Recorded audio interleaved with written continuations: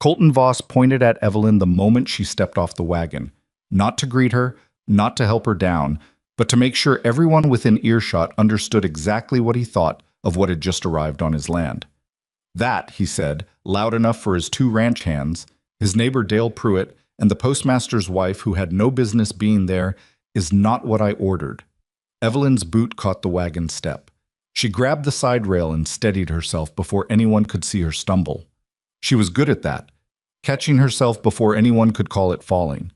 She had read his letter 14 times on the train west, seeking a capable woman for frontier life. Must be practical, hardworking, and unafraid of difficulty. She had answered honestly. She had not lied about anything. But she understood now, standing in the dust of a dying ranch with a man who looked at her the way people look at a bill they cannot pay, that Colton Voss had imagined something else entirely when he wrote that advertisement, something smaller, something that would not take up so much space in his world. "You got a problem with what you see," Evelyn said. "You can say it to my face instead of to your fence post." That was the moment Colton Voss made the first of many mistakes he would spend years trying to undo. He laughed.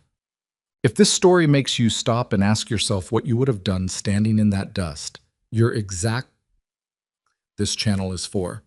We tell stories about people who weren't supposed to win. Subscribe right now, hit that like button, and drop a comment telling us what city or country you're watching from. We want to see how far this story travels. Now, let's go back to the beginning of Evelyn Hartwell and the ranch that tried to send her away. She had not come west looking for love, and she was honest enough with herself to admit that. She had come west because the east had run out of room for her. Not literally. Boston was a large city, but Evelyn had spent 31 years watching the city make its opinions about her known in small, consistent ways.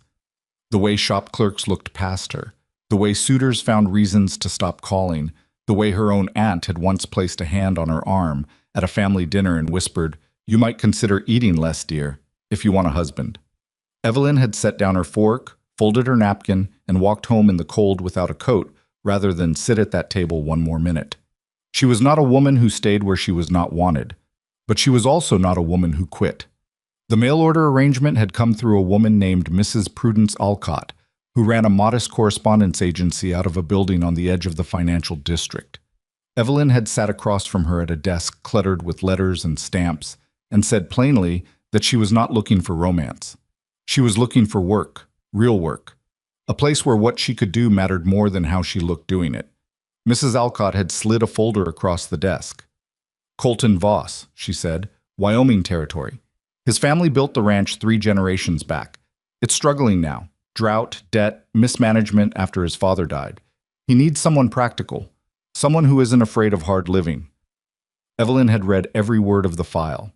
The Voss Ranch, 400 acres, a main house, 2 outbuildings, a dwindling cattle operation. Colton Voss, 38 years old, no children, 1 failed engagement 7 years prior. The land was good land that had been handled badly. She recognized that pattern. She had spent 4 years working as an account manager for a textile company that had been handled badly, and she had turned it around before the owner's son arrived and took the credit. She knew what a neglected asset looked like. She knew how to fix one. What she had not calculated, not fully, not with the precision she usually applied to problems, was that Colton Voss did not see himself as the problem. The train ride from Chicago to Cheyenne took 3 days. She spent them reading everything she could find about frontier cattle operations, making notes in the margins of a dog-eared agricultural pamphlet she'd found at the Chicago station. She did not sleep much. She was not nervous exactly. She was planning. What she felt standing in the wagon yard when Colton said, "That is not what I ordered," was something colder than hurt feelings. It was recognition. She had encountered this before. The specific, blunt surprise of a man who had written one thing and meant another, and who now intended to make his disappointment into her problem. Colton. The woman who spoke was older, maybe 60, coming around the side of the house with her hands already twisted in her apron. "Colton, for the love of..." "She just got off a 3-day train. Stay out of this, May." May did not stay out of it. She came forward anyway. A small, wiry woman with white hair and the kind of face that had been weathered by decades of Wyoming wind. She looked at Evelyn with something that was not quite sympathy, more like the measuring look of someone trying to determine how much trouble was about to begin. "I'm May Gruber," she said. "I cook. I've been here since Colton's father was running this place." She extended a hand. Her grip was firm. "You must be hungry." "I could eat," Evelyn said. "Then come inside." Colton stepped into May's path. "I haven't decided anything yet." "You haven't decided anything," May repeated, flat and patient, the way you repeat something back to a child who has said something foolish. "She's standing in your yard after 3 days of travel, and you haven't decided anything. That's what you're saying." The arrangement, May said, was that you were desperate and you asked for help and someone came. She looked at him steadily. "That's what happened. Now get out of the doorway." Colton got out of the doorway, but his jaw was set in a way that told Evelyn this was not finished, only postponed. The kitchen was the only warm room in the house that felt like anyone had actually lived in it. The rest of the main house was functional and cold, furniture chosen for durability rather than any kind of comfort. But May's kitchen had a cast-iron stove that radiated heat and a table scarred by years of use, and it smelled like coffee and something with onions. Evelyn sat down, and May put a plate in front of her without asking what she wanted. "Venison stew," May said. "It's what there is." "It's perfect." May poured 2 cups of coffee and sat down across from her. Outside, they could hear Colton talking to someone, one of the ranch hands, voice low and clipped. "He's not a cruel man," May said. "I didn't say he was." "You were thinking it." Evelyn looked at her. "I was thinking he's a man who's been struggling for a while and decided it was easier to be disappointed in me than to admit he's the one who's been failing." May was quiet for a moment. Then she picked up her coffee. "You're either going to last 2 weeks here or 20 years. I can't tell which yet." 20 years, Evelyn said. "You sound sure of that." "I'm not sure of anything, but I didn't come this far to turn around." The ranch hand who'd been standing in the yard when Evelyn arrived was named Pete Calloway, 26 years old, built like he'd been assembled from spare parts, with a nervous habit of pushing his hat up and then pulling it back down when he was uncomfortable. He was uncomfortable most of that first afternoon. The other hand, Hector Ruiz, said almost nothing but watched everything. He was older, maybe 45, with a quiet steadiness that Evelyn recognized immediately as the kind of competence that gets overlooked because it doesn't announce itself. Colton did not introduce either of them to Evelyn. She introduced herself. "Evelyn Hartwell," she said, coming into the barn where they were working. "I assume we're going to be seeing a lot of each other, so we might as well start." Pete knocked his hat up. "Yes, ma'am." Hector nodded. "I want to walk the property tomorrow morning," she said. "All of it. Would either of you be willing to take me out?" Pete looked at the door, instinctively checking whether Colton was nearby. "Mr. Voss usually—" "I'll ask Mr. Voss," Evelyn said. "I'm asking you first because you're the ones who actually know where everything is." Hector almost smiled. It was small enough that you could miss it, but Evelyn didn't. Colton came to find her before supper. She was in the room May had shown her to, spare and cold, with a view of the east pasture. She had unpacked her 2 bags with efficient precision, hung what needed hanging, stacked what needed stacking, and was sitting at the small desk writing in her notebook when his knock came. "Come in." He stood in the doorway. In the sharper light of indoors, without the advantage of his loud dismissal to distract from him, she could see that he was tired in the particular way of someone who had been tired for a long time. His eyes had the flatness of a man who had given up on things going well and was now simply trying to prevent them from getting worse. "I want to be straight with you," he said. "I'd appreciate that. The agency told me they'd find someone who could handle ranch work, cooking, cleaning, managing the house. I expected someone different." "Different how?" He didn't answer directly, which was its own kind of answer. "I'm not sending you back," he said finally. I'm not doing that. But I want you to understand what you've come into. This ranch is in trouble, real trouble. I've got debts I can't talk about in polite company, and cattle that aren't doing what they should, and 2 hands I can barely pay. I don't need someone who's going to make things more complicated." Evelyn set down her pen. "And you think I'm going to make things more complicated?" "I think you might. Because of how I look." The silence that followed that was uncomfortable in the specific way of silences that confirm something both people would rather not have confirmed out loud. "I think," Evelyn said carefully, that you have a lot of assumptions about what I can and can't do, and I think most of them are wrong. I'm not asking you to believe that tonight. I'm asking you to give me 2 weeks before you make up your mind." She looked at him. "Can you do that?" Colton looked at the floor, looked at her. His jaw worked like he was chewing something he'd rather spit out. 2 weeks, he said. That night, lying on the narrow bed with the wind pressing against the window, Evelyn stared at the ceiling and ran numbers in her head. It was what she did when she couldn't sleep. She counted what she knew and what she didn't know, cataloged the debts and the assets, the risks and the possibilities. It calmed her in the way that precision always calmed her, turning chaos into columns, turning fear into a problem with a shape. She knew the cattle were sick or underperforming. She'd seen that in the thinness of the ones in the near pasture. She suspected poor rotation, overgrazing in some areas, underuse in others.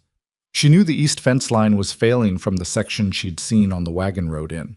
She knew Colton had no faith in her, and that his lack of faith was going to be her biggest practical obstacle. She also knew she had been underestimated before. She knew what it felt like to walk into a room where no one expected anything from her.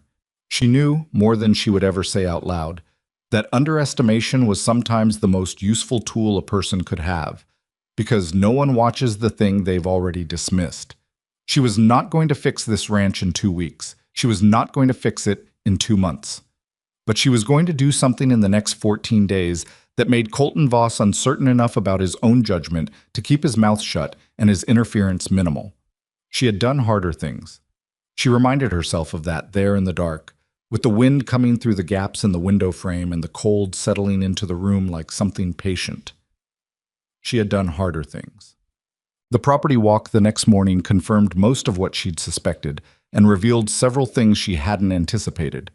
Hector took her out at first light, before Colton was awake, and he was a good guide, quiet, but willing to stop when she asked questions and answer them honestly. The south pasture was the worst. The grass was eaten down to nothing in 3 distinct areas, while the sections further from the water source were largely untouched because the cattle couldn't be bothered to walk the distance. It was a rotation problem, exactly as she'd thought, simple to understand. Not simple to fix with limited fencing material and 2 hands and a ranch owner who didn't trust her opinion. "How long has it been like this?" she asked. Hector thought about it. "Since the 2nd year after the old man died. Mr. Voss, he does things the same way his father did, don't like to change." "Does he know the south pasture is overgrazed?" "He knows it. He thinks it'll come back on its own if you move the cattle for a season." "It won't come back on its own. Not fast enough." She was already calculating, rest time, receding cost, whether there was any way to supplement with hay through the winter. "Who does he buy feed from?" "Pruitt, mostly. Dale Pruitt, over the East Ridge." She filed that away. "What's Pruitt like?" Hector was quiet for a moment in the specific way people are quiet when they have an opinion they haven't decided to share yet. "He's the kind of man," he said finally, "who likes to help you right up until helping you would cost him something." She filed that away too. Colton was at the breakfast table when they got back, and the look he gave Evelyn when she came through the door, dusty boots, notebook in hand, Hector a step behind, was the kind of look that had questions in it he hadn't decided to ask yet. May set a plate down. "I'd like to talk about the south pasture," Evelyn said, sitting across from Colton. "Good morning to you too." "Good morning, the south pasture." Colton set down his coffee. "What about it?" "You've got 3 sections overgrazed to nothing. The cattle are concentrating near the water and destroying the grass cover. You need to fence off 2 of those sections and rotate them out for at least 8 months, probably 12. "I know about the south pasture." "Then you know it's not going to recover without intervention." "I know it's been worse and come back." She looked at him steadily. "When?" He opened his mouth, closed it. "Your father's time?" she asked. Not unkindly, just direct. The quiet that followed was the kind of quiet that has something fragile in it. The moment just before a person admits they've been wrong about something, or the moment just before they decide not to. Colton picked up his coffee. "I'll think about it," he said. It was not agreement, but it was the first time he hadn't dismissed her outright, and she recognized the difference between those 2 things, even if he didn't. She picked up her fork and ate May's eggs and said nothing further about the pasture that morning, because she understood, better than Colton understood himself, that pushing past a man's first hesitation usually just produces stubbornness, and that patience, properly deployed, was a far more effective tool than insistence. She had 2 weeks. She intended to use every hour of them. The 2 weeks Colton had granted her passed the way. Hard time always passes. Not quickly, not slowly, but with the specific weight of days that matter. Evelyn did not waste a single one. She was up before Hector each morning, which he noticed and said nothing about. And she was the last one in from the fields most evenings, which Pete noticed and said too much about in the clumsy, admiring way of a young man who doesn't realize he's being obvious. May noticed everything and kept her counsel, which Evelyn had come to understand was May's particular form of loyalty. She watched, she remembered, and she waited to see which way things were going to fall before she committed her weight to either side. Colton watched her the way a man watches something he doesn't trust and can't stop looking at. He hadn't changed his opinion. She knew that. But opinion and behavior are different things, and his behavior had shifted in small ways that told her more than his words did. He stopped leaving the table when she sat down. He stopped talking over her when she asked Pete or Hector a question about the cattle.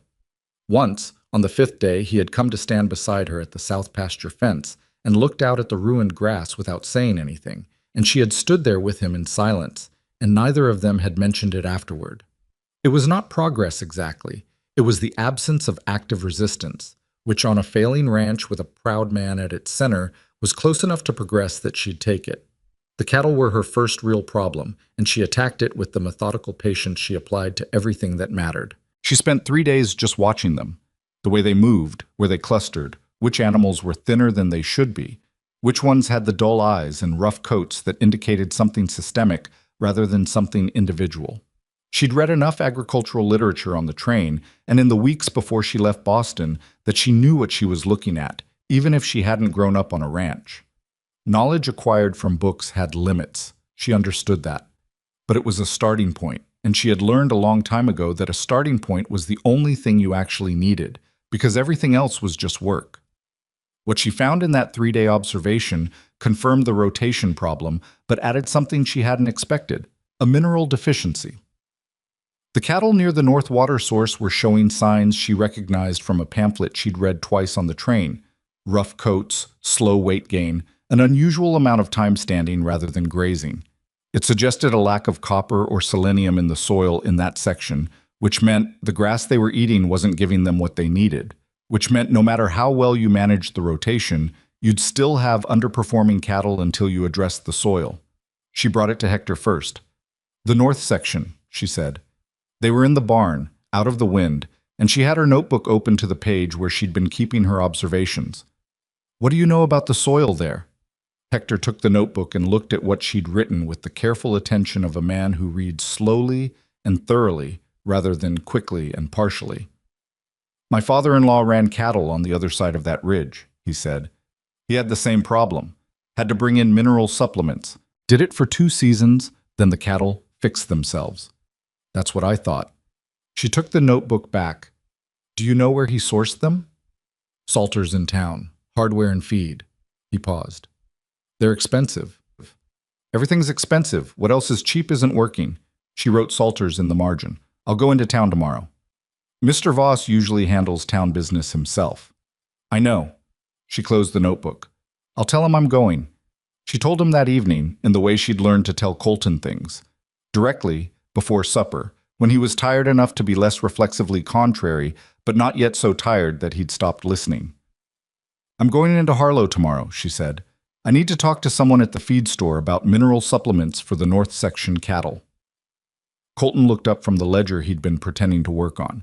She had noticed he spent a lot of time with that ledger open in front of him, and very little time actually writing in it, which told her the numbers in it were bad enough that looking at them required more energy than he currently had. "What kind of supplements?" "Copper and selenium, probably. I want to confirm it with someone who knows this soil before I commit to anything." She sat down across from him. "I'm not asking for money yet. I'm asking for the wagon tomorrow." He looked at her for a long moment. There was something in his face that she had started to recognize, a kind of internal argument happening just below the surface, the part of him that wanted to dismiss her running up against the part of him that had watched her spend 2 weeks doing things that were, reluctantly, making sense. Pete can drive you, he said. I can drive myself. Pete can drive you, he said again, but without the edge that would have made it a fight. More like a man offering the only compromise he could manage right now. She let him have it. Fine. Pete can drive me. Harlow was a town that had been built with the optimism of a gold rush that hadn't materialized and had been quietly disappointed ever since. Main Street had the bones of ambition, a two-story bank, a hotel with a painted sign, a mercantile that stocked more than you'd expect, but everything had the slightly weathered look of things that had been waiting a long time for something that hadn't arrived yet. Pete drove in a state of barely contained curiosity, asking her questions about Boston in the way young men from small places ask about large ones, with a hunger for detail that was almost poignant. You ever see the ocean? He asked. Every week, nearly. What's it like? She thought about it honestly. Loud, she said, and bigger than you think it'll be, even when you know it's going to be big. Pete nodded like she'd confirmed something important. They rode in comfortable silence for a while after that. The man at Salter's Feed and Hardware was named Gerald Salter, presumably related to whoever had started the place. And he was the kind of man who knew everything about his subject and nothing about how to make that knowledge accessible to someone who didn't already share it. He talked at Evelyn in long, technical sentences about soil composition and mineral ratios and competing products, and she listened carefully and asked precise questions that made him stop and look at her with the recalibrating expression she had learned to expect from men who had underestimated her, which was most men. You know cattle? He asked, after she'd pushed back on something he'd said about dosing schedules. I know numbers, she said, and I know what sick animals look like. He sold her what she needed and threw in a pamphlet he said he gave to ranchers free of charge, which she recognized immediately as a pamphlet she'd already memorized on the train. She thanked him anyway. What happened next was the thing she hadn't planned for. She was loading the supplies into the wagon bed when she heard her name, her new name, the one she'd barely gotten used to yet, spoken from across the street. Mrs. Voss? The man walking toward her was broad-shouldered, well-dressed for the territory, with the kind of easy confidence that comes not from character, but from money and the expectation that money produces. He had a smile that was too ready, which always meant it was being deployed rather than felt. Dale Pruitt, he said, extending a hand. I believe we met briefly when you arrived. She had seen him in the yard that first day. He had been standing with the postmaster's wife, close enough to hear Colton say, That is not what I ordered. He had not looked uncomfortable at the time. He had looked mildly entertained. I remember, she said. He glanced at the wagon bed, at the mineral supplement sacks. His smile didn't change, but his eyes sharpened in the small, quick way of someone running calculations. Looks like you're settling in, he said. I'm working, she said. Of course, of course. He fell into step beside her as she moved toward the front of the wagon, which she hadn't invited him to do. How's Colton managing? I've been meaning to ride over. It's been a hard year for the Voss place. Hard few years, honestly. He's managing fine. Good, good. He stopped at the wagon wheel, hand resting on the side rail with a casualness that felt calculated. I want you to know, Mrs.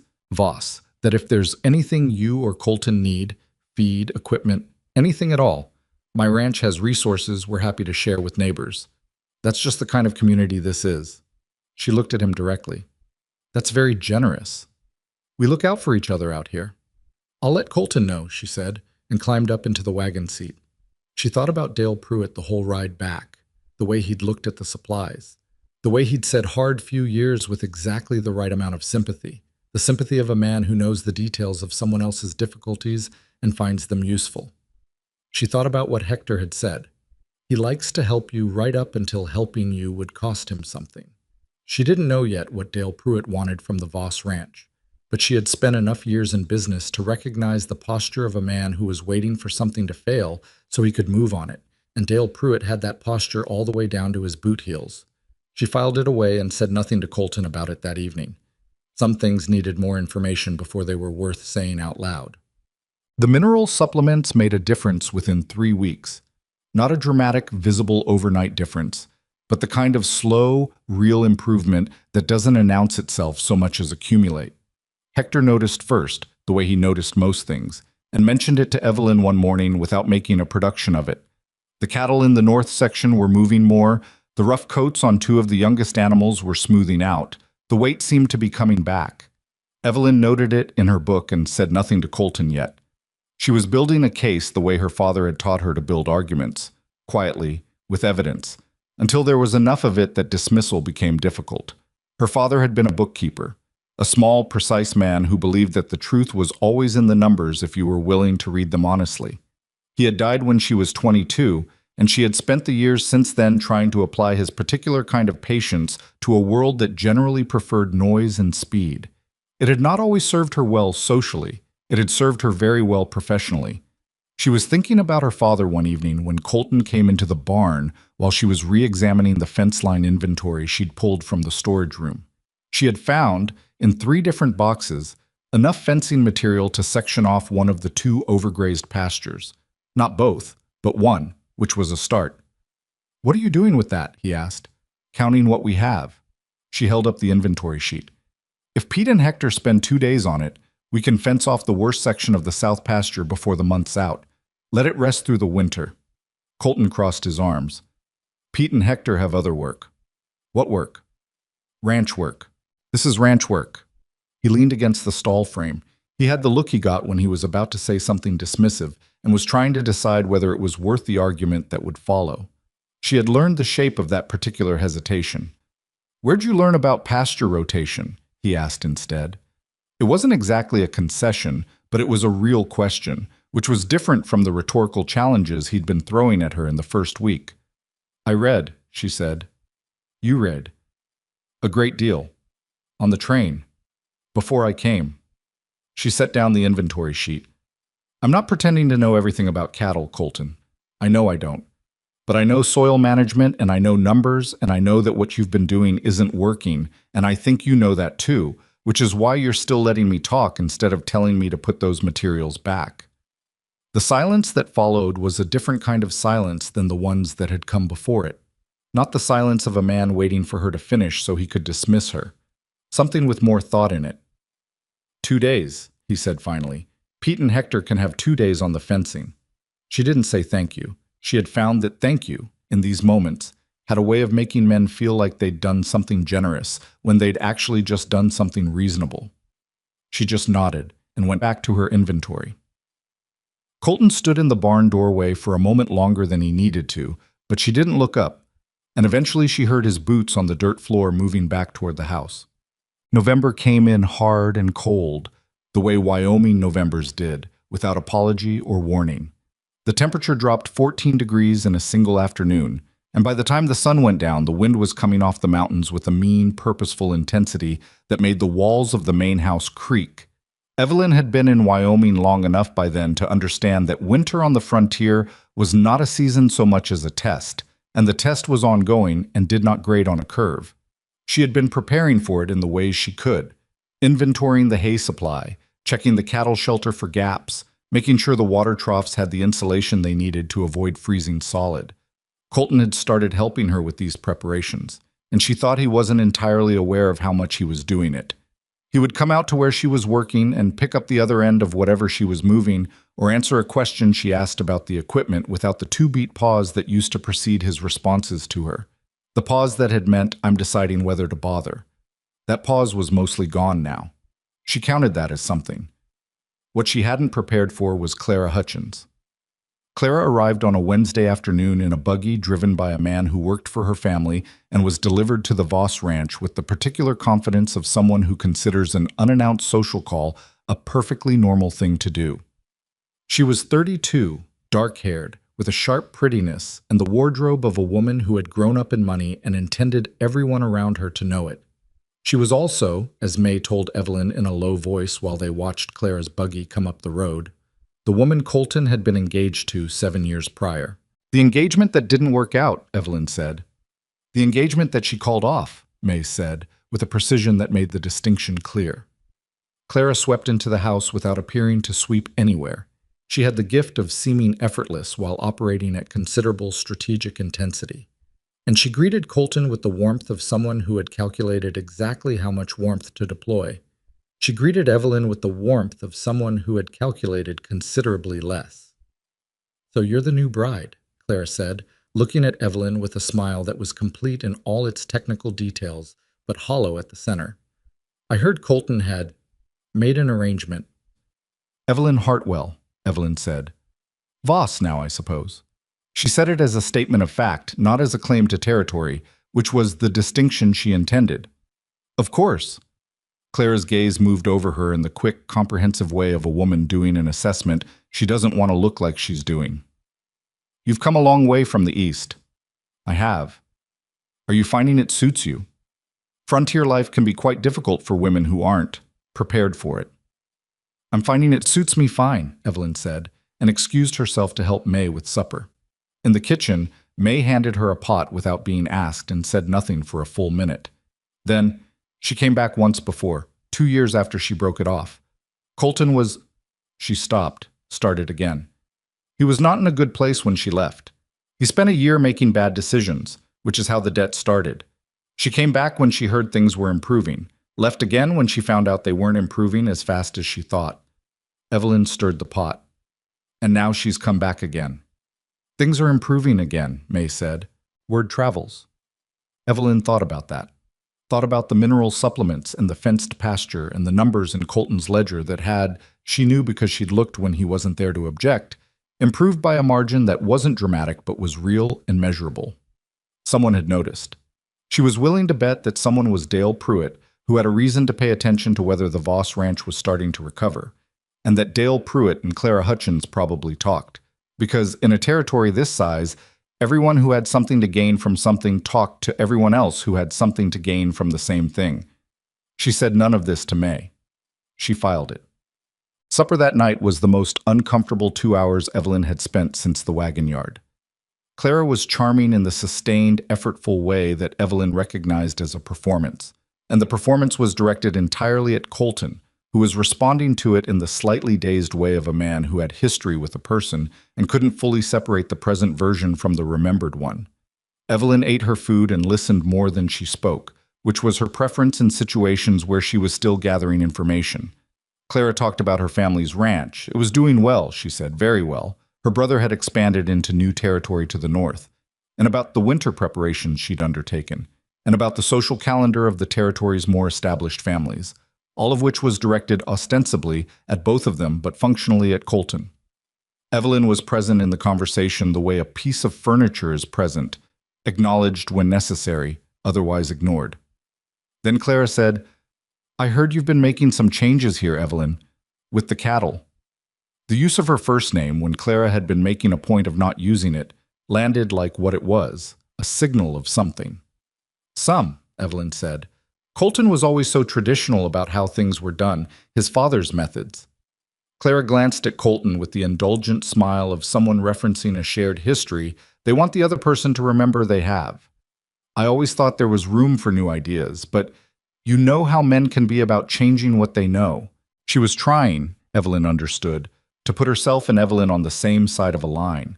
The modern, enlightened women versus the stubborn, tradition-bound man, in a way that implicitly elevated Clara and diminished Evelyn by suggesting that Evelyn's practical work was something anyone smart would have thought of, nothing particular to Evelyn herself. Evelyn set down her fork. The changes are working, she said pleasantly. That's what matters. Of course, Clara said, still smiling. And how wonderful that Colton has someone so capable to help manage things. Help manage, not manage. Help. Colton was looking at his plate. She couldn't tell if he'd caught it. May, at the end of the table, was looking at her coffee cup with the focused attention of a woman seeing something very interesting in the grain of the wood beneath it. I don't help manage, Evelyn said. I manage. There's a difference. The smile on Clara's face adjusted by a small but legible degree. Of course, she said again, the same words meaning something different the second time. Colton looked up from his plate.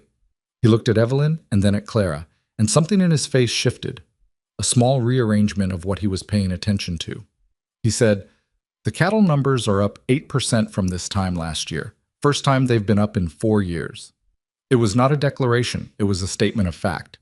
But it was a statement of fact that pointed in a direction, and Clara heard which direction it pointed, and her smile went from deployed to merely maintained. That's impressive, she said. It is, Colton said. He picked up his fork and went back to his food. Clara talked about other things after that. She left the next morning before breakfast, with the same effortless efficiency with which she'd arrived. Evelyn watched the buggy from the kitchen window and felt something she couldn't quite name. Not satisfaction, because Clara hadn't conceded anything. Not relief, because whatever Clara was doing, she wasn't done doing it. Something more like the recognition that settled over her when a problem revealed its actual shape. This was going to be more complicated than she'd initially thought, and she was going to need to pay attention. "She'll be back," May said, refilling Evelyn's coffee without being asked. "I know." "Colton's not a stupid man," May said. He has a blind spot. For her. For the version of himself he was when he was with her." May sat down. For the first time since Evelyn had arrived, she looked like she was about to say something she'd been holding back for a while. Before she left, before all of it, Colton had a different kind of energy. He had plans. He was going to expand the operation, build something his father hadn't managed to build. She was part of that picture he had in his head. She wrapped both hands around her mug. When she left, the plans left with her. He stopped seeing the ranch as something to build and started seeing it as something to hold on to. There's a difference. Evelyn thought about that for a long moment. She thought about the ledger Colton kept open and didn't write in. About the south pasture he'd known was failing and hadn't fixed because fixing it meant changing something. About the way he'd looked at her that first day, not just with disappointment about her appearance, but with the preemptive exhaustion of a man who had stopped believing that new things could be good things. "He doesn't trust new things," she said. "He doesn't trust hope," May said, which is a different problem. It was a different problem. And it was, Evelyn was beginning to understand, the root problem. The thing underneath the cattle numbers and the fencing and the pasture rotation. The ranch wasn't failing just because of bad management. It was failing because the man running it had stopped believing it could succeed, and a place run by someone who has stopped believing in it will find ways to confirm that disbelief, because that is what places do. She was still thinking about that when Colton appeared in the kitchen doorway, coat already on, clearly headed out to the morning work, and stopped when he saw the expression on her face. "What?" he said. "Nothing," she said. And then, because she had learned something about timing, "I want to talk to you about something tonight, about the East operation." He looked at her warily. "The East operation." "Tonight," she said, "after supper." He stood there for a moment, that internal argument running again somewhere behind his eyes. Then he said, "Fine," and went out into the cold. May looked at Evelyn over the rim of her coffee mug. "The East operation?" May said. "I'm still working on the details," Evelyn admitted. May almost laughed. It was small, but it was real. And in 3 months of watching May Gruber operate at a careful distance from everyone in the house, Evelyn had come to understand that a real laugh from May was a more meaningful endorsement than an enthusiastic one from almost anyone else. The East operation, as Evelyn had been quietly developing it for 2 weeks, was a proposal to establish a modest but consistent arrangement with a meat distribution contact in Cheyenne that she had located through correspondence, a businessman named Arthur Finley, who supplied beef to railroad camp operations and had mentioned, in the letter she'd found in a stack of Colton's unopened mail, that he was looking for a reliable regional source.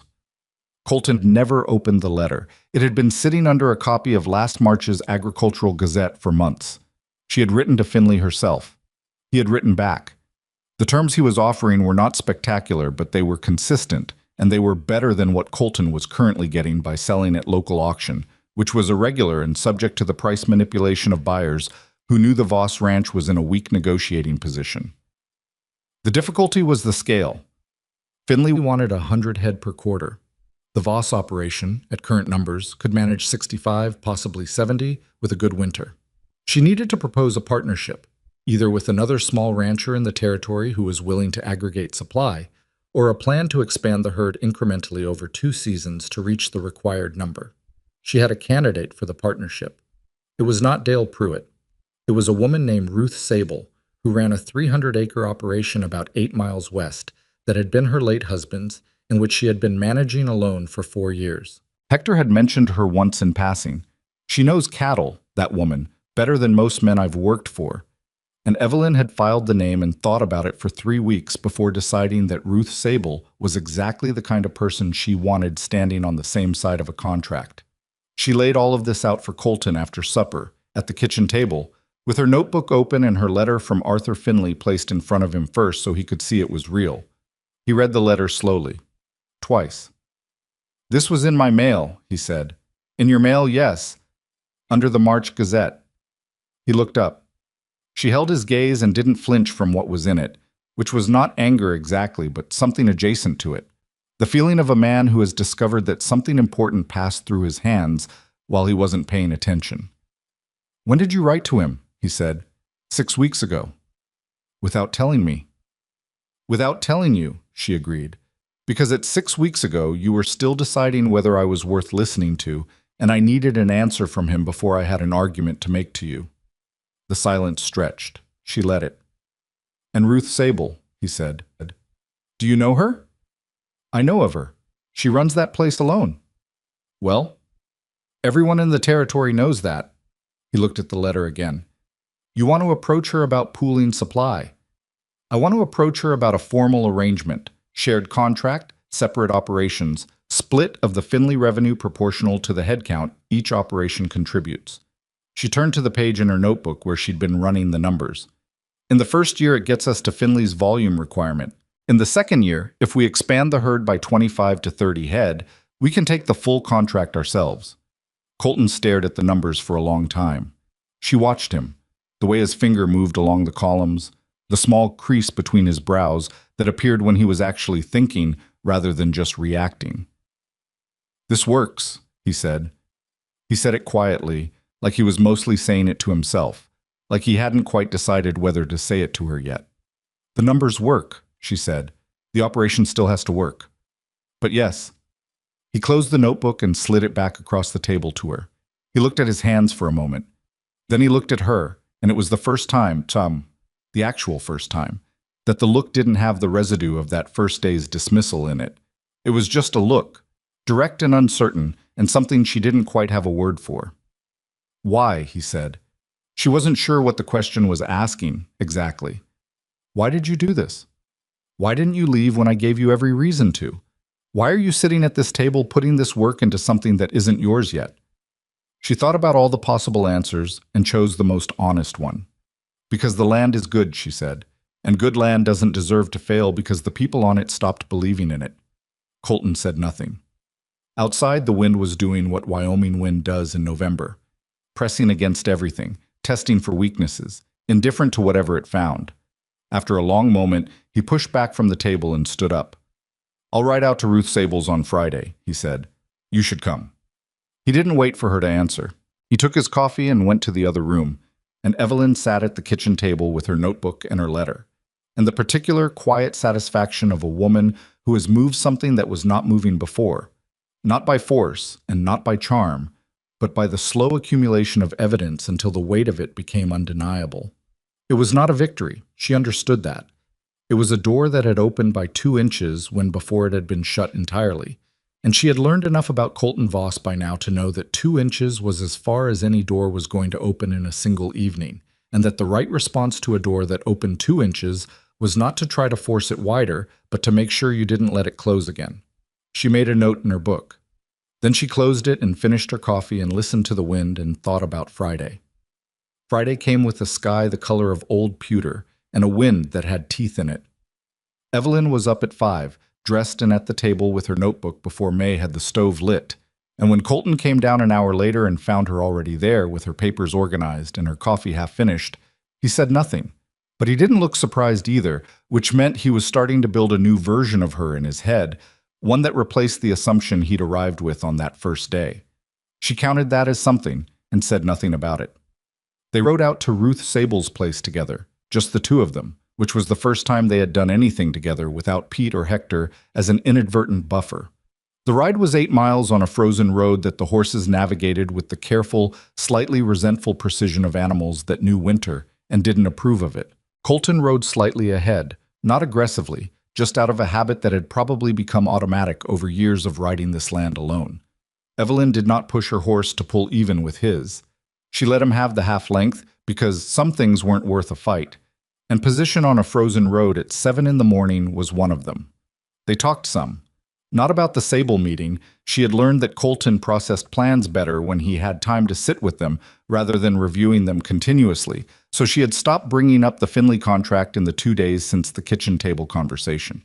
They talked about the road, about which sections froze earliest, and which creek crossing was unreliable in hard winters.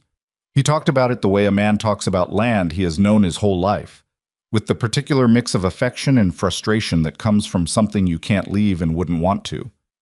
Ruth Sable was standing in her yard when they rode in, which meant she'd been watching the road and had seen them coming from far enough out that she'd had time to assess and decide. She was 61 years old, compact and weathered, with close-cropped white hair under a plain wool hat and eyes that assessed Evelyn in about 4 seconds and then moved on to other things. She did not extend her hand immediately. She looked at the horses first, checking the condition of them, Evelyn understood, the way someone who knows animals always checks animals before people, because animals tell you true things. "Mrs. Voss," Ruth said, and then, with a nod, "Colton." The way she addressed them told Evelyn that she and Colton had enough history that first names were the register, and that Evelyn was being accorded a formal courtesy that was respectful without being warm, respect that would need to be earned into warmth. "Ruth," Colton said. He dismounted and tied his horse without being told where to tie it, which meant he'd been here before. "This was Evelyn's idea. She'll explain it better than I can." Ruth looked at Evelyn. "Come inside then," she said. "It's not a day to stand in the yard." Us. Ruth's kitchen was the kitchen of a person who lived practically. Nothing on the walls that wasn't functional, nothing on the table that wasn't being used, a stove that worked hard and was clearly maintained with serious attention. She put coffee in front of them and sat down and looked at Evelyn with the patient directness of a woman who did not have time for preamble.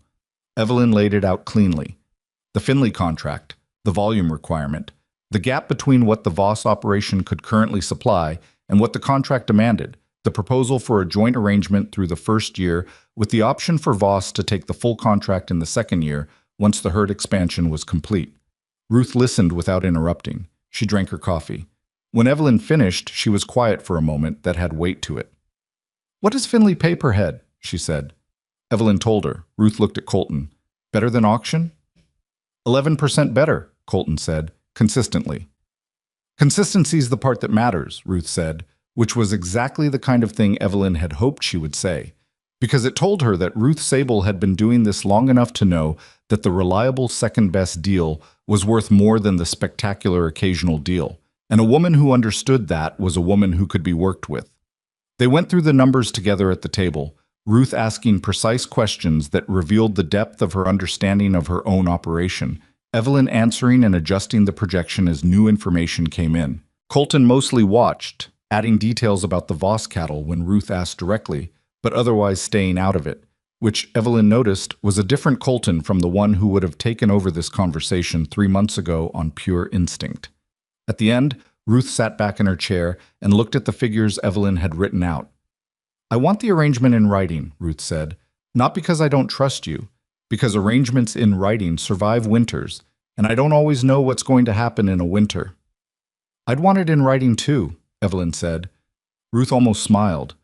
"I'll need 2 weeks to look it over and make sure it works for my numbers." "That's fair." Ruth walked them back to their horses when they left, and at the gate she stopped and said to Evelyn specifically, "Colton's father came to me once, 20 years ago, with a deal that looked something like this. I told him no because I didn't trust the numbers. The numbers were fine. I was wrong." She paused. "I don't like being wrong twice about the same kind of thing." "The numbers are fine," Evelyn said. "I can see that," Ruth said. And that was as close to an endorsement as Ruth Sable was going to give on a first meeting, and Evelyn understood that and accepted it for what it was. On the ride back, Colton was quiet for the first 2 miles. Then he said, without looking at her, "She wouldn't have done that for me." "The deal?" "The meeting. Ruth Sable doesn't take meetings she thinks are a waste of her time. She would have turned me away at the gate if I'd come alone." Evelyn considered that. "You still came. You needed me to come. Your name's Voss now. It opens a different door than Hartwell would have." She looked at his profile, the set of his jaw, the way he was watching the road. He was not saying it as a complaint. He was saying it as a plain acknowledgement of a fact. The way he said most true things, briefly and without decoration, as if the decoration would somehow make it less true. "That's the first useful thing the name's done for me," she said. He made a sound that might have been a laugh, short and rusty, like something that had been kept in a drawer for too long, but real. December arrived, and with it a cold that was different from November's cold, less aggressive but more thorough, the kind of cold that settled into the ground and the walls and the animals and the people and did not intend to leave until it was good and ready. The Voss Ranch prepared for it in the incremental, grinding way of frontier operations that don't have the luxury of dramatic preparation because they're too busy doing the daily work of survival. The Finley arrangement was progressing. Ruth had come back with 2 modifications to the proposal that were reasonable and that Evelyn had accepted, and the written agreement was being drafted by a man in Harlow named Cooper, who did the territory's legal paperwork out of a room above the bank. It would be signed in January, which felt very far away and also suddenly very close. The cattle were doing better, not spectacularly. There were still animals that concerned her, a young steer with a persistent cough that Hector had been monitoring, a section of the herd that wasn't gaining weight at the rate she'd expected despite the mineral supplement. Real operations had problems that real solutions didn't fully solve, and she had stopped expecting otherwise. But the numbers were trending in the right direction, and trending in the right direction was different from falling. Colton had started talking to her in the evenings. Not long conversations. He was not a man built for long conversations, but real ones. He asked questions about the Finley projections, about what she'd heard from Cooper about the contract language, about whether she'd followed up with Gerald Salter about the supplemental hay order for the deep winter months. They sat at the kitchen table after May had gone to bed, with the stove burning low and their coffee cups and the ledger between them, and it felt not like companionship exactly, not yet, but like the functional partnership of 2 people who had decided, without announcing the decision, to be on the same side of something. She was careful not to make too much of it. She had seen what happened to people who invested heavily in the early warmth of a thing before that thing had proven its durability. She had watched her employer's son do it with the textile company's quarterly numbers, celebrating a good month as if it were a trend, and then being blindsided when the trend didn't hold. She allowed herself to note that things were better. She did not allow herself to conclude that better was permanent, which was why, when Dale Pruitt's visit came, she was not entirely unprepared. He arrived on a Tuesday afternoon with a man she didn't recognize, heavy-set, wearing a coat that was too good for ranch work but too plain for town business, with the soft hands of someone who spent his time at a desk. Pruitt introduced him as Mr. Gerald Marsh, a business associate from Cheyenne, and the way he said business associate had that same careful, too-ready quality as his smile, the quality of something being deployed. Colton was out at the east pasture with Pete. Evelyn was in the main room with an inventory list and a week's worth of correspondence when they arrived, and she was the one who met them at the door, which she could see was not what Pruitt had planned. "Mrs. Voss," Pruitt said, the ready smile appearing, "we were hoping to catch Colton." "He's out working," she said. "Come in." They came in. May appeared from the kitchen, assessed the situation in 3 seconds, and went back to the kitchen without a word, which meant she was staying close enough to hear. Pruitt and Marsh sat in the main room, and Evelyn sat across from them and did not offer coffee. "What can I do for you?" she said. Pruitt did the thing he always did, which was talk around what he meant for a while before arriving at it. He talked about the winter, about the condition of the roads, about the charitable state of cattle prices at the recent Cheyenne auction. Mr. Marsh said almost nothing, which was its own kind of information. A quiet man in a meeting like this was either a lawyer or a financier, and neither one appeared at an unannounced ranch visit without a specific purpose. "The thing is," Pruitt said eventually, "Gerald here represents a land acquisition group out of Cheyenne. They've been looking at frontier properties, consolidating operations, building something at a larger scale. It's the direction the industry's moving, frankly. These smaller independent operations are going to struggle in the next decade." Evelyn said nothing. "They've expressed interest in the Voss land," Pruitt said, "specifically the east and south parcels. Good water access, solid acreage. Gerald's group is prepared to offer a fair price, and I'm here because Colton and I are neighbors, and I wanted to make sure he heard about this from someone who had his interests at heart before—" "Before what?" Evelyn said. Pruitt paused. "Well, before the opportunity passed," What's the offer? She said. Marsh spoke for the first time. He named a number. It was specific and it was delivered with the casual precision of someone who has named numbers like this before and watched people react to them. The number was, on the surface, real money.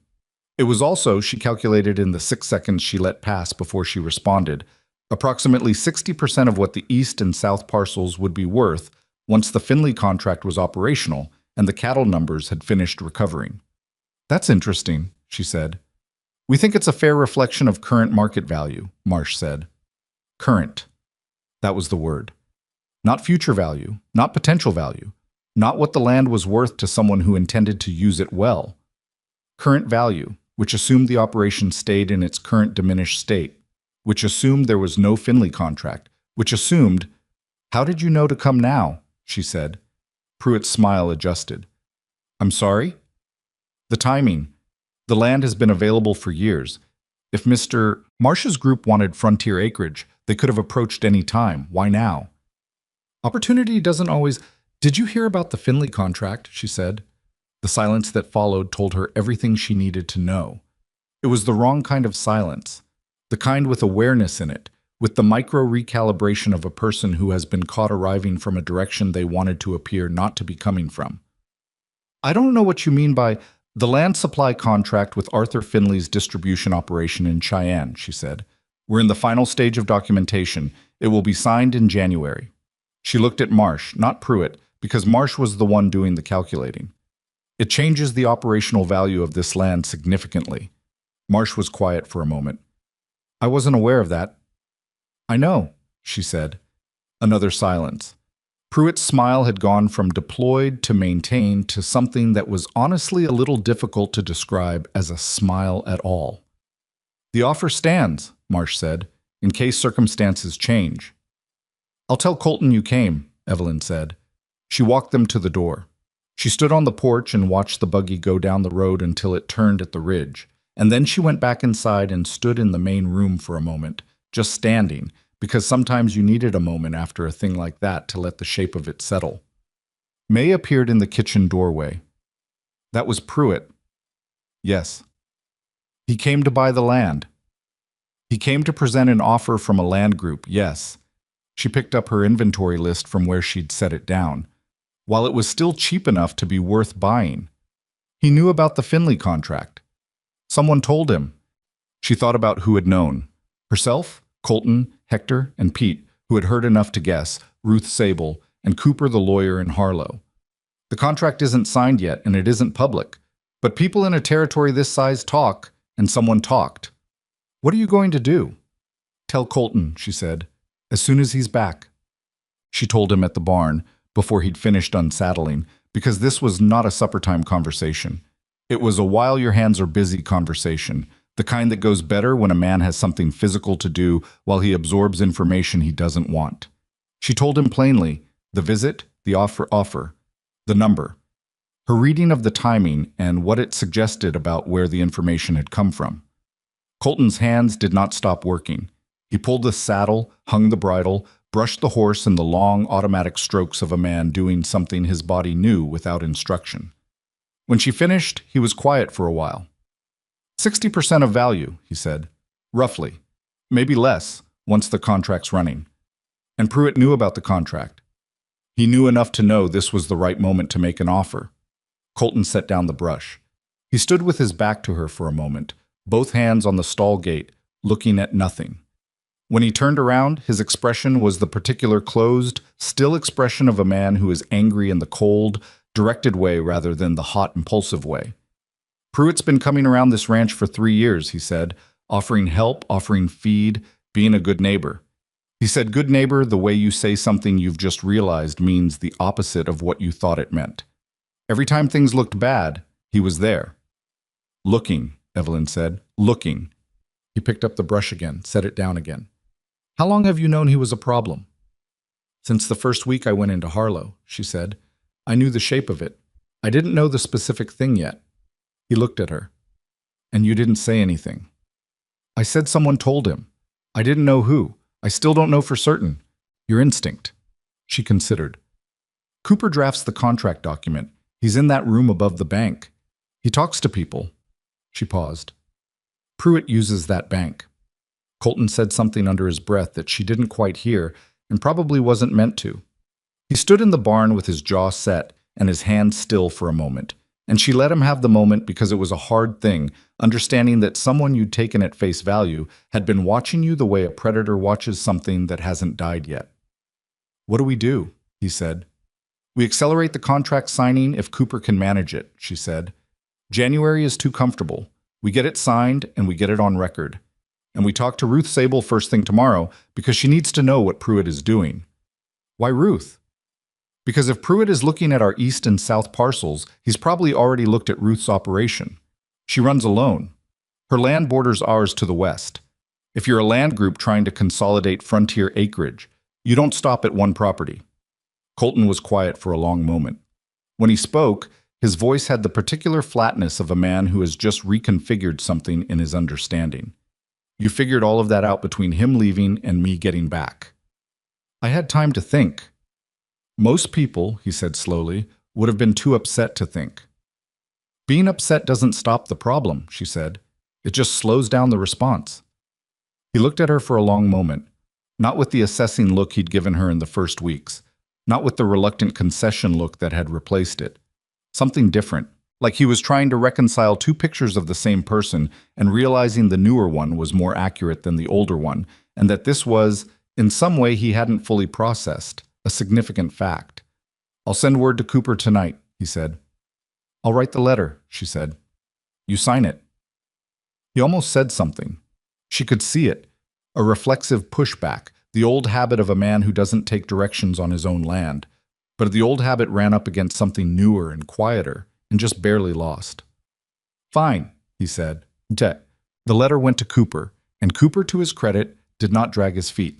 He came back within 3 days, saying he could have the final document ready in 10 days if all parties could commit to a signing date.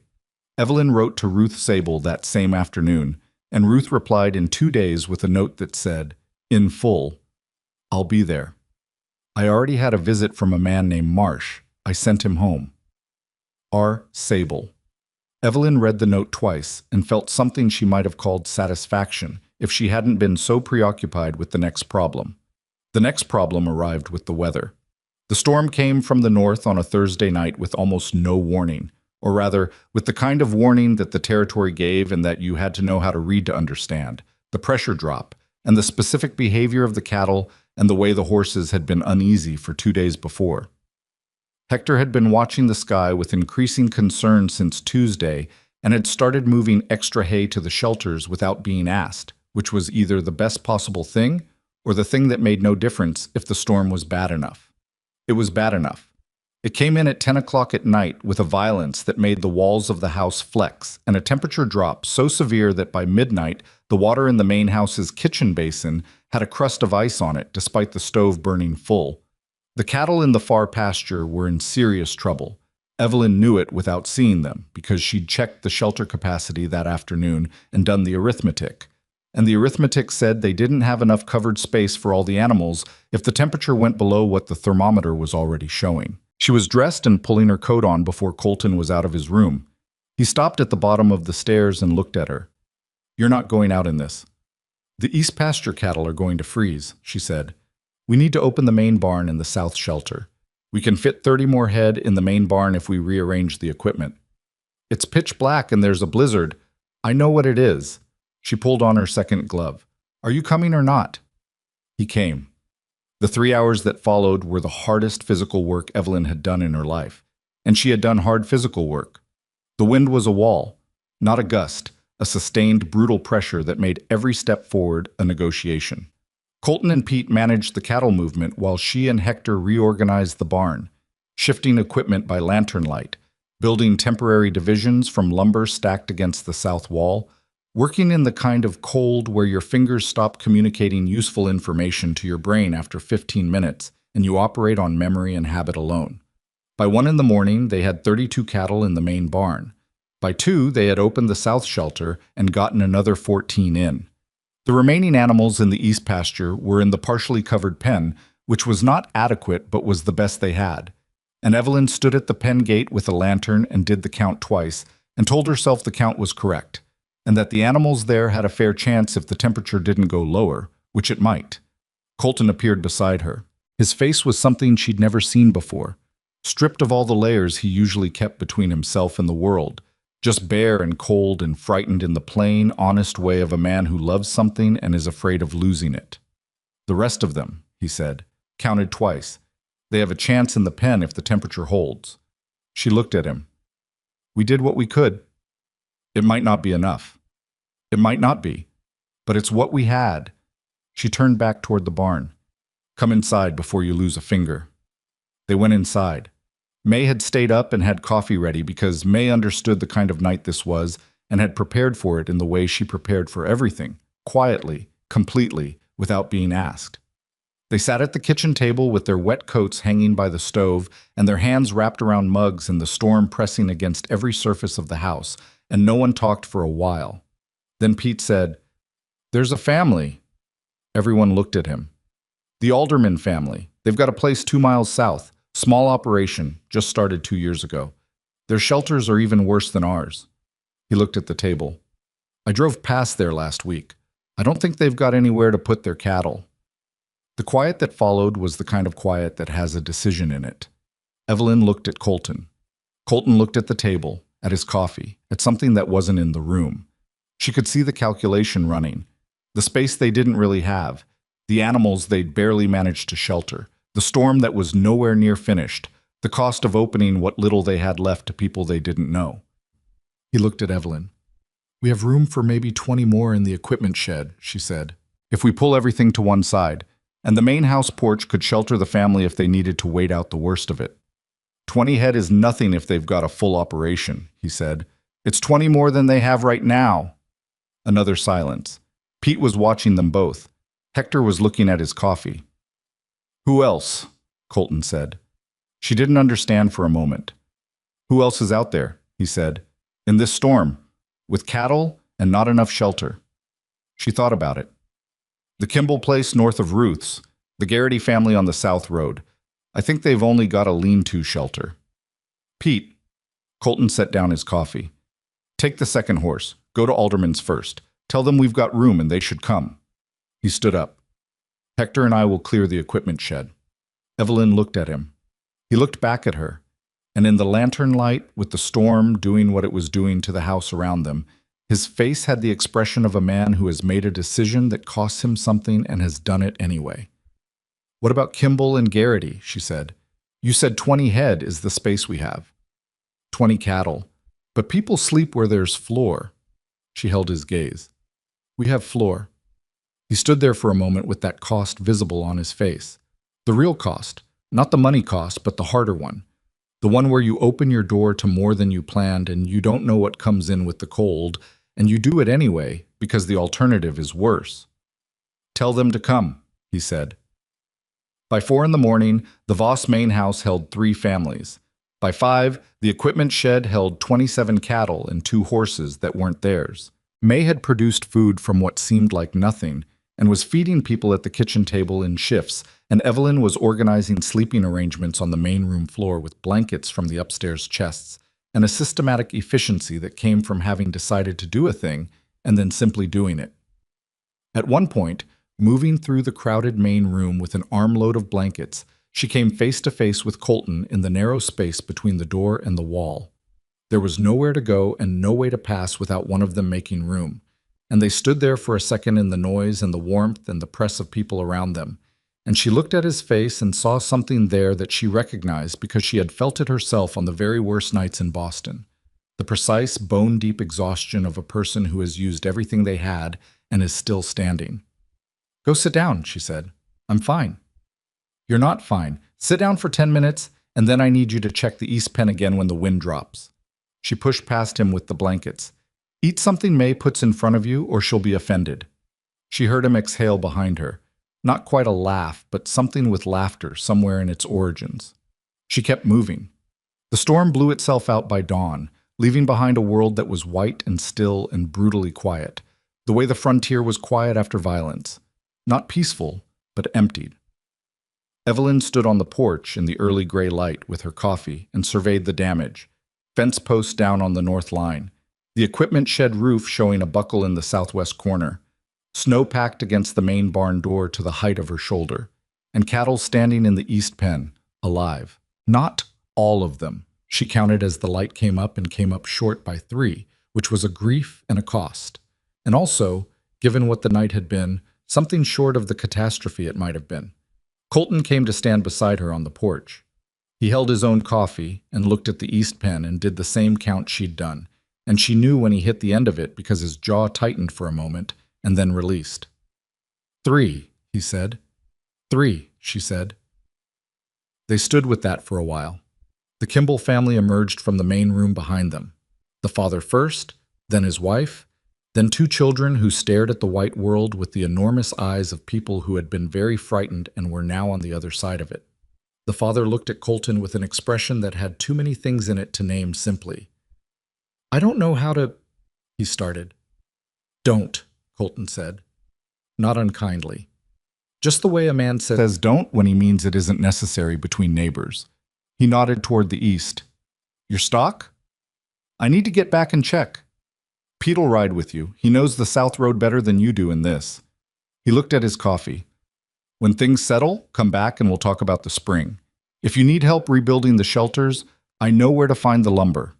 Kimball looked at him, looked at Evelyn.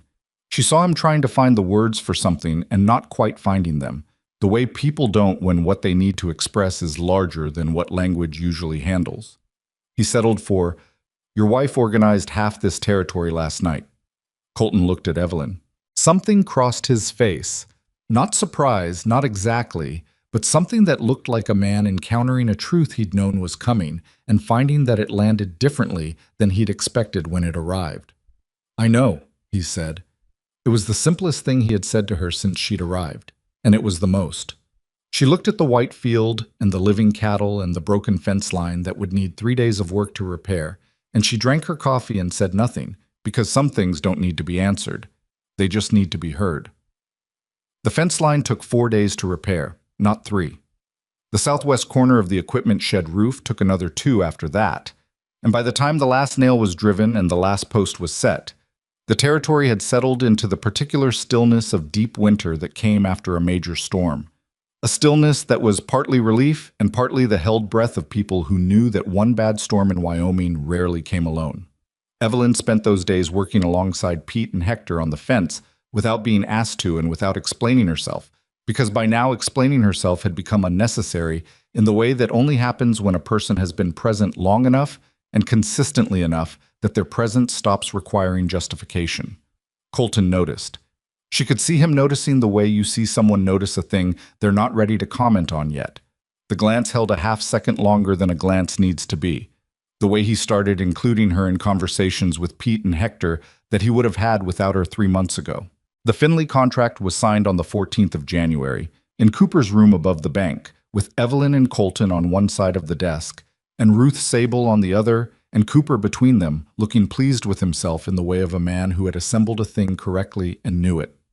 Ruth signed without ceremony, in the firm, unhurried hand of a woman who had made decisions before and did not require drama to mark them. Colton signed after her. When the pen came to Evelyn, Cooper had included her name on the document as a co-signatory on the Voss side, because she had asked him to, and because Colton had not objected when she'd told him she intended to ask. She signed it and set the pen down and felt nothing theatrical about it. Just the clean, functional satisfaction of a thing done that had needed doing. Outside the bank afterward, Ruth pulled on her gloves and looked at the street and said, to no one specifically, "Pruitt's going to be unhappy." "He's already unhappy," Evelyn said. "Unhappy men with resources are a particular kind of problem," Ruth said. She looked at Evelyn directly. "You should know he's been talking to people." "What kind of talking?" "The kind where he tells them that Colton Voss has handed his operation to an Eastern woman who doesn't know the territory, and that the whole thing is going to collapse, and take anyone who's connected to it down along with it." Ruth said this without heat, just as information, the way she delivered most things. "He's trying to poison the well before you can drink from it." Evelyn thought about this. "Is it working?" "With some people. The Hutchins family listens to him. There are 2 or 3 other ranch operations who are waiting to see." Ruth tugged her second glove on. "But the Kimball family talks too. And the Aldermans, and the Garrities. You sheltered half a dozen families in a blizzard. People remember that. People remember it until Pruitt gives them a reason to think about something else, Evelyn said. Ruth looked at her with the sharp, assessing look she'd used in the first meeting, the one that had felt like being measured. What are you going to do about him? I don't know yet, Evelyn said honestly, but I'm going to do something. Ruth nodded once, as if that was the correct answer, and walked to her horse and rode home without further conversation, because Ruth Sable did not prolong exchanges past the point where they were useful.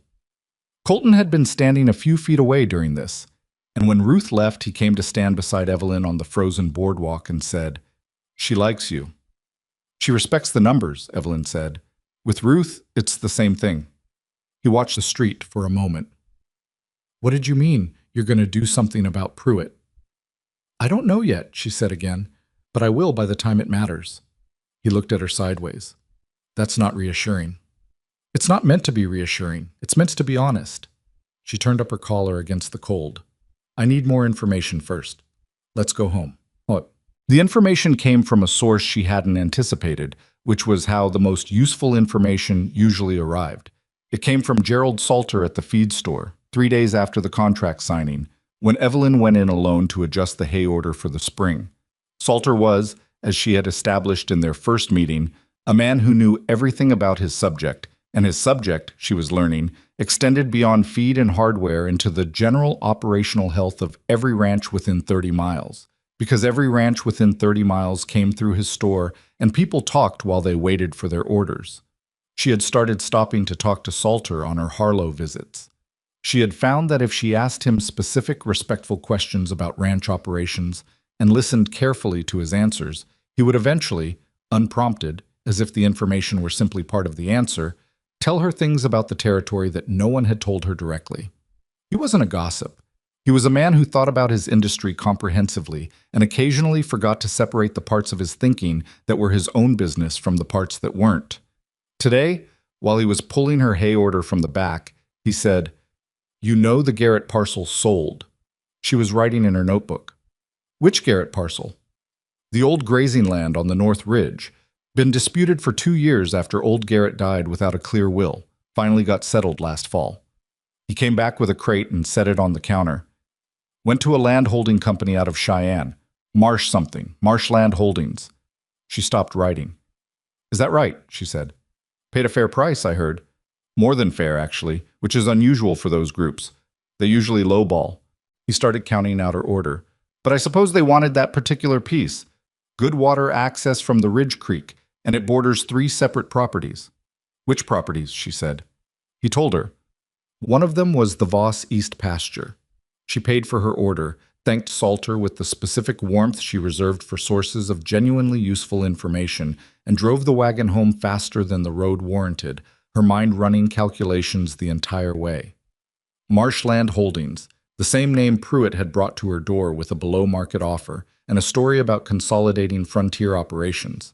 They had the Garrett parcel on the North Ridge. They were trying to acquire the Voss East and South parcels, which meant they were building towards something specific, assembling pieces with intention, and the Voss land was not an incidental target but a necessary one.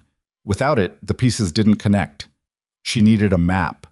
She drew it herself that evening, at the kitchen table, from memory and from the survey information she'd found in the ranch's title documents in the bottom drawer of Colton's desk, which she'd been through twice in the fall when she was trying to understand the property boundaries. She drew the ridge, the creek, the Garrett parcel, the Voss East section, the Voss South section, the Sable land to the west. She drew what connected them and what the connected shape would become if you added them all together. It was a corridor, a water corridor specifically. The North Ridge Creek fed down through the Garrett land and crossed the eastern edge of the Voss property before reaching the flat territory where 3 smaller operations drew their water. Whoever controlled that corridor controlled the water access for a significant portion of the southern grazing territory. In a region where water was the difference between a viable operation and a failing one, that was not a land play. That was a leverage play. She stared at the map for a long time. Colton came in from his evening rounds and stopped when he saw her at the table with the map. "What is that?" he said. She showed him. She walked him through it the way she walked through everything, methodically, without dramatizing, laying out what she knew and what she'd inferred and where the line was between the two. He sat down across from her halfway through and leaned over the map with his elbows on the table, and she watched his face as the shape of it became clear to him, the specific process of a man understanding something he wishes he didn't have to understand. When she finished, he was quiet for a long time. "They want the creek access," he said. "They want the corridor. The creek is what makes the corridor valuable, but the value is in controlling the whole channel from the ridge down to the flat." She put her finger on the map. "If they have the Garrett parcel and our east section, they can restrict water access to the Kimball operation, the Garrity place, and two others. Not cut it off entirely. The water rights are legal and documented, but make using it difficult enough that those operations become dependent on Marsh Holdings for accommodation. And then Marsh buys them out cheap, or charges them for access. Either way." She straightened. "This isn't about our land specifically. We're a piece." Colton looked at the map, looked at his hands, looked at the map again. "Pruitt's in this with them. He has to be. He's been adjacent to every part of it, the offer, the information about the contract, the campaign to undermine the operation's credibility. He's either being paid by Marsh Holdings or he expects to benefit when the consolidation happens." She thought about Pruitt's friendly face and his ready smile, and the way he had said we look out for each other out here with such perfect sincerity. Probably both. "He's been my neighbor for 12 years, Colton said. Not with outrage, with something quieter and more lasting than outrage. The particular flatness of a man confronting a betrayal that recontextualizes a long period of his life." "I know," she said. "I borrowed his equipment twice when mine broke down. He was at my father's burial." "I know." She didn't try to soften it or reframe it. She just let it be what it was. Some things couldn't be made smaller than their actual size, and trying to make them smaller was an insult to the person who had to sit with them. They stayed with it for a while, the map between them and the lamp burning low. "What do we do?" Colton said. It was the third time he had asked her that. The first in the barn after the Pruitt visit, the second after the storm, and now here. Each time he asked it differently. The first time with suspicion barely contained, the second with the exhaustion of a man who has run out of other options, and now with something cleaner. Not dependence, but the direct question of a person who genuinely wants to think about something with someone else.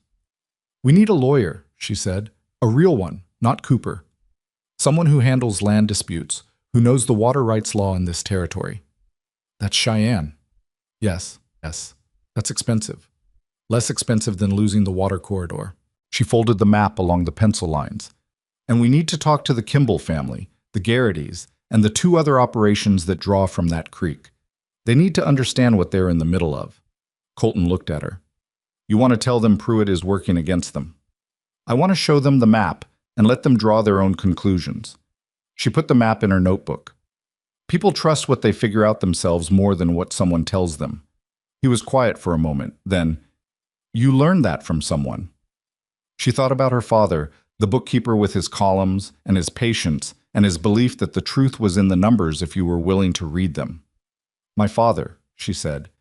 "He said the only argument worth making is one where you lay out the evidence and then stop talking."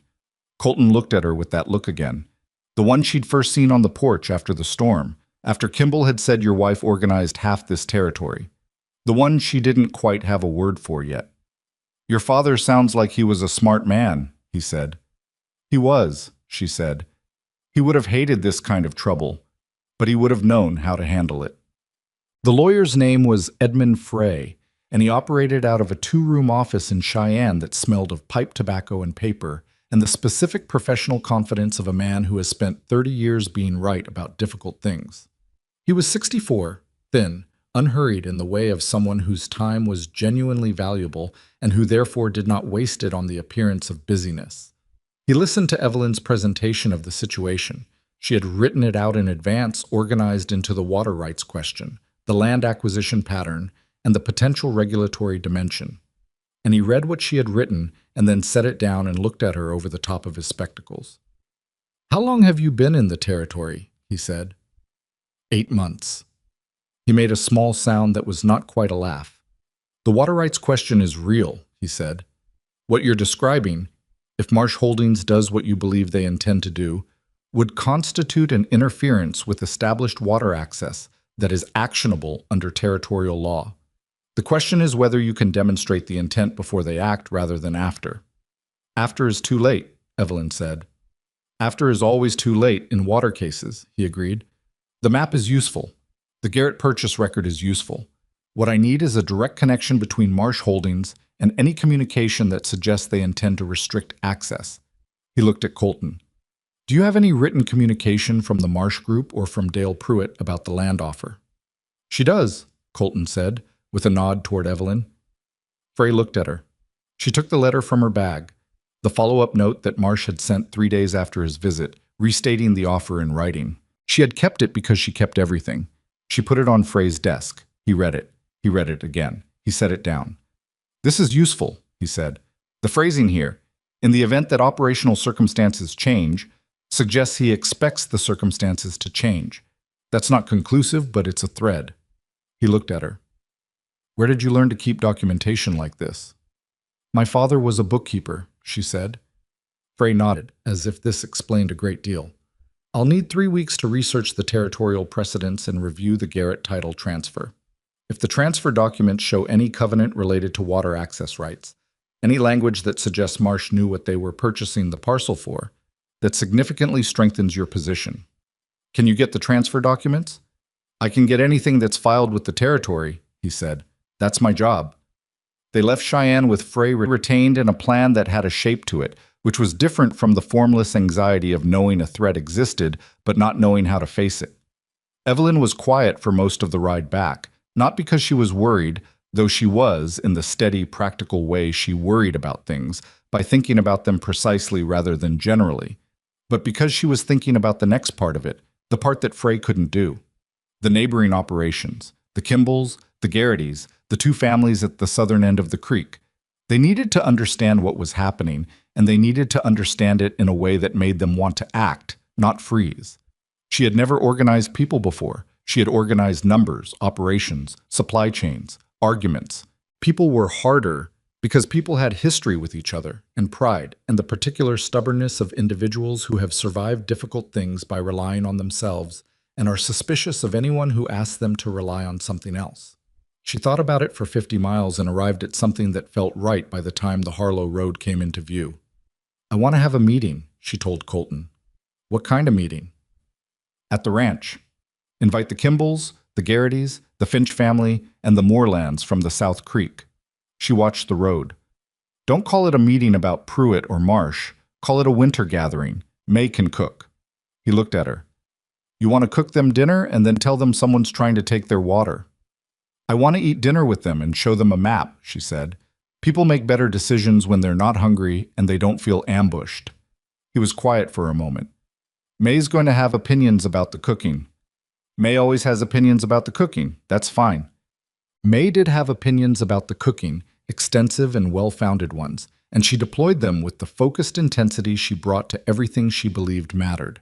The gathering was set for a Saturday in late January, and May spent 3 days in preparation, producing quantities of food that seemed disproportionate until the families started arriving, and it became clear that disproportionate was exactly right. 5 families came. The Kimballs were first, arriving early in the way of people who have already decided they want to be there. Thomas Kimball, the father, who had stood on the porch after the storm with too many things in his face to name, shook Colton's hand with both of his, which meant something in the register of men who keep accounts of what they owe and to whom. His wife, a practical woman named Dorothy, who had the permanently assessing eyes of someone managing a household on uncertain resources, found May in the kitchen within 10 minutes, and the 2 of them established a working relationship without words. The Garrettys came next, then the Finches, then the Moorlands, who were the most reluctant and the most important. The Moorland family's property was directly adjacent to the section of the water corridor that Marsh Holdings would need to complete their plan, and if the Moorlands stayed out of any collective response, the whole structure had a hole in it. James Moorland was 58, heavy-set, with a white beard and the careful, guarded courtesy of a man who has been burned before by trusting too quickly. He shook hands with Colton and nodded at Evelyn, and spent the first hour of the evening saying very little and watching everything. She let him watch. She fed him May's food and didn't push because James Moreland was the kind of man who made decisions on his own schedule and pressure would only slow him down. The map came out after supper, when the children had been sent to the main room and the adults were around the kitchen table with coffee. Evelyn unfolded it and laid it flat and said, "I want to show you all something, and I want you to tell me what you see." She didn't explain it first. She just put it in front of them and let them look. Dorothy Kimball found it first. She traced the creek line with her finger from the ridge down through the Garrett parcel, across the Voss East section, down to the southern properties. "This is our water," she said. "That's the corridor," Evelyn said. Thomas Kimball leaned over. "And the shaded section at the top is the Garrett parcel. Sold to Marshland Holdings in October." The silence that followed was the productive kind. People reading, people thinking, people arriving at conclusions that became visible on their faces in sequence. "They're building toward something," Finch said. He was a quiet, deliberate man who had said almost nothing all evening, and said this with the flat certainty of someone who had taken his time and now was sure. "They buy the ridge piece, they get our piece in the middle, they've got the whole channel." "That's what I believe, yes," Evelyn said. "Pruitt brought them the offer," Thomas said. It was not a question. "Pruitt brought the offer to us," Evelyn said carefully. "I don't have documentation that links him to offers made to others, but given the geography of what Marsh Holdings is assembling, it would be unusual for them not to have approached everyone in the corridor." She watched their faces. She watched James Moreland's face most carefully. "They came to me in November," Moreland said. The table went quiet. "A man named Marsh," Moreland continued, "offered me a fair price for the South 40, which is the section that borders the creek. Said it was a consolidation play, industry moving toward larger operations. Pruitt had mentioned it to me the week before as something worth considering. He looked at the map, looked at it for a long time. I told them I wasn't interested. Marsh said the offer would stand. I thought—" He stopped. "I thought it was straightforward." "It's not straightforward," Thomas said. "I see that now." Moreland was still looking at the map. "If they'd gotten my South 40, they'd have had everything from the ridge down to the—" He put his finger on the map and traced it, and stopped talking when he reached the bottom of the line. He took his finger away. "They'd have had it all. They'd have had the ability to charge access fees, restrict use timing, require easement negotiations that would take years and cost more than most operations here could sustain," Evelyn said. "Not illegally, necessarily, but effectively." "That's why Pruitt's been talking us down," Dorothy said. She said it with the quick, cold clarity of a woman who has just understood something she hadn't been looking at directly. "He's been telling people we're unstable, that the Voss operation is failing, that anyone connected to it is taking a risk. He's trying to keep us isolated, keep us from talking to each other." "That's what I believe," Evelyn said. "Well," Dorothy said, "that was a mistake." Ruth Sable, who had arrived late and quietly and taken a seat at the end of the table and said nothing for the entire meal, said at this point, "What's the legal position?" Evelyn told them about Frey, about the water rights precedents, about the territory law, about the documentation they were building. She was honest about what was strong and what was uncertain, because these were people who would respect precision more than reassurance, and who would find out if she'd overstated something. "Frey's good," Moreland said. "He handled a boundary case for my cousin in '84. Took 2 years, but he won it."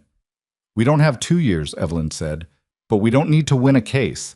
We need to make the cost of proceeding high enough that Marsh Holdings decides the corridor isn't worth it." She looked around the table.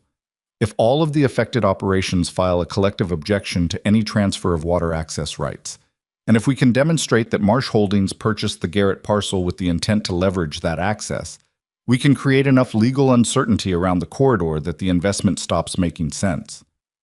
"And Pruitt," Thomas said. "Pruitt is a neighbor problem, not a legal one," she said. "That's handled differently."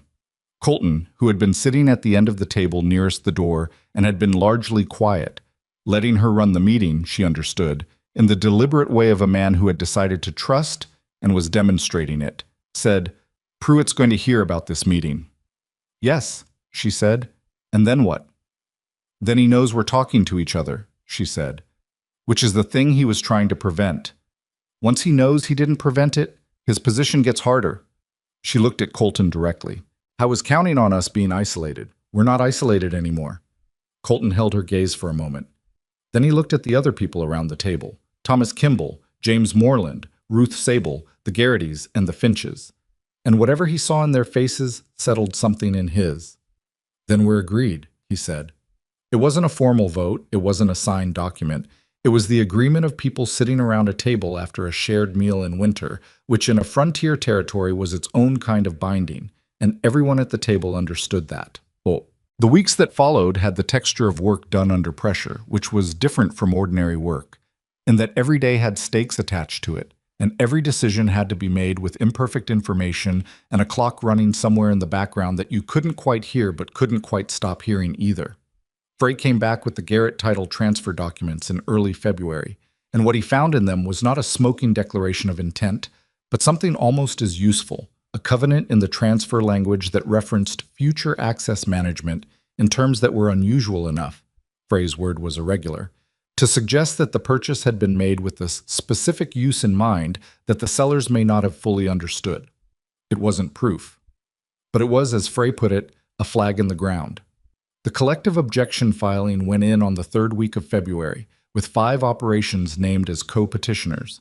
Evelyn wrote the primary document herself, with Frey's review and revision, and the exercise of writing it, of having to be precise and complete and legally legible about something she understood intuitively, was one of the hardest things she had done since arriving in Wyoming, because the stakes of imprecision were real, and she knew it. Clara Hutchins appeared again in that second week of February, which Evelyn had been expecting and had expected to be worse than it was. She came alone this time, without the strategic charm of the first visit, and she came to find Colton specifically, which meant she'd timed her arrival for when she expected him to be at the house. He was not at the house. He was at the south fence with Pete, fixing a section that had shifted in the freeze-thaw of early February. So Clara found Evelyn instead. They sat in the main room, and Clara did not deploy the smile this time. She looked, if Evelyn was being honest, tired. Not physically tired, but the other kind, the kind that comes from maintaining a performance for too long. "I want to tell you something," Clara said. "And I want you to know that I'm not telling you because I like you, because I don't know you well enough for that. I'm telling you because it's the right thing to do, and I've been not doing it for long enough." Evelyn waited. "Dale Pruitt told me in October that the Voss operation was going to collapse," Clara said. "He told me it was a matter of when, not if, and that anyone with sense should position themselves accordingly. He told me—" She stopped, looked at her hands. "He told me that Colton would need someone steady when it happened, someone he already trusted." The room was quiet. "He was using you," Evelyn said. "Not with judgment, just factually." "He was suggesting I might benefit from a specific outcome," Clara said, with the careful precision of a woman choosing words that allow her to maintain some dignity. I didn't take money from him, if that's what you're thinking. But I came here in November because he told me things were falling apart, and She stopped again. "I had unfinished business with Colton. I told myself that was the reason." "Was it?" Clara looked at her with the direct, slightly painful look of a person trying to be honest about something they'd been dishonest about for a while. "Partly," she said. "I'm not going to pretend I never had feelings for him, but I also think I let Pruitt put a story in my head and didn't look at it hard enough." Evelyn looked at her for a long moment. Clara Hutchins was not a good person or a bad person. She was a person who had made a self-serving choice and was now, for whatever reason, choosing to tell the truth about it. That was worth something. Not everything, but something. "Does Pruitt know you're here?" she said. "No." "Is there anything he told you that we don't already know? About Marsh Holdings or the corridor?" Clara thought about it. "He mentioned a timeline. He said the land group needed the middle section. He called it the middle section, by spring at the latest, because there was a railroad survey scheduled for the fall, and the survey would establish the corridor's value formally." She looked at Evelyn. "He said once the survey happened, the price would go up and the window would close." The railroad survey. That was new. That was the piece she hadn't had. She kept her face level. "Thank you for telling me." "I don't expect anything for it," Clara said quickly. "I'm not asking for—" "I know," Evelyn said. "I'm not offering anything. I'm just saying thank you." Clara left 10 minutes later. Evelyn sat in the main room for a moment after the door closed, thinking about railroad surveys and spring timelines and the way information arrived from unexpected directions when you had been patient enough to wait for it. She got up and went to find Colton. He was coming through the back door when she met him in the hallway, still cold from the fence work, pulling off his gloves. He looked at her face and stopped. "What happened?" he said. "Clara was here." His expression changed, tightened in the particular way that history tightened his face when Clara's name appeared. "What did she want?" "To tell us something useful." She told him what Clara had said about the railroad survey. Watched him absorb it.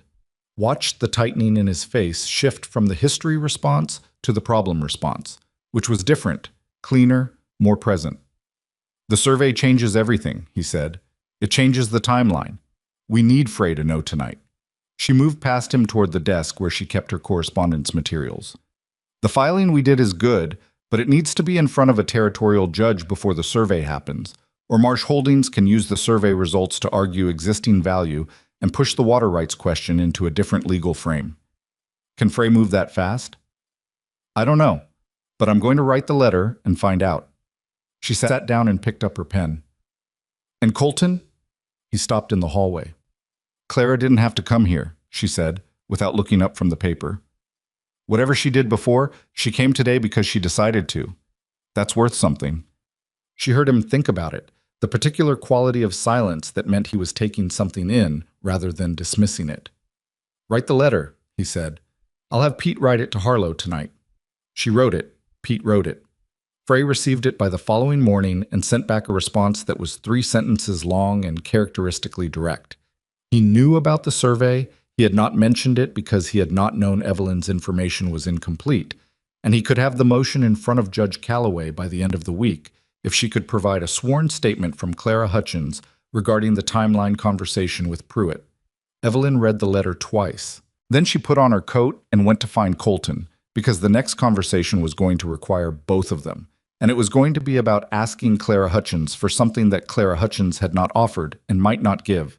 And it was going to be uncomfortable in the specific, necessary way of things that mattered enough to be uncomfortable about. She found him at the barn, where the late afternoon light came through the gaps in the siding in long, pale lines, and she told him what Frey needed, and she watched him stand with it for a long moment. The complexity of asking something from someone he had history with, the necessity of it overriding the difficulty of it, and the effort of holding both of those things at the same time without letting either one win too easily. "I'll go," he said. "We'll go," she said. He looked at her. "You don't have to."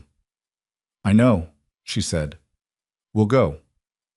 He was quiet for a moment. Outside, the wind was running along the barn wall, testing it in the way the wind always tested things here, not with malice, just with the indifferent persistence of something that didn't need to mean anything to be powerful. "Evelyn," he said. She waited. "I need to say something, and I'm not going to say it well, so I want to say it once and not repeat it." He looked at the floor, at the wall, then at her, and held it. "I have been wrong about a lot of things since you got here. I was wrong about you on the first day, and I have been wrong about you in smaller ways almost every day since, and I know it, and I want you to know that I know it."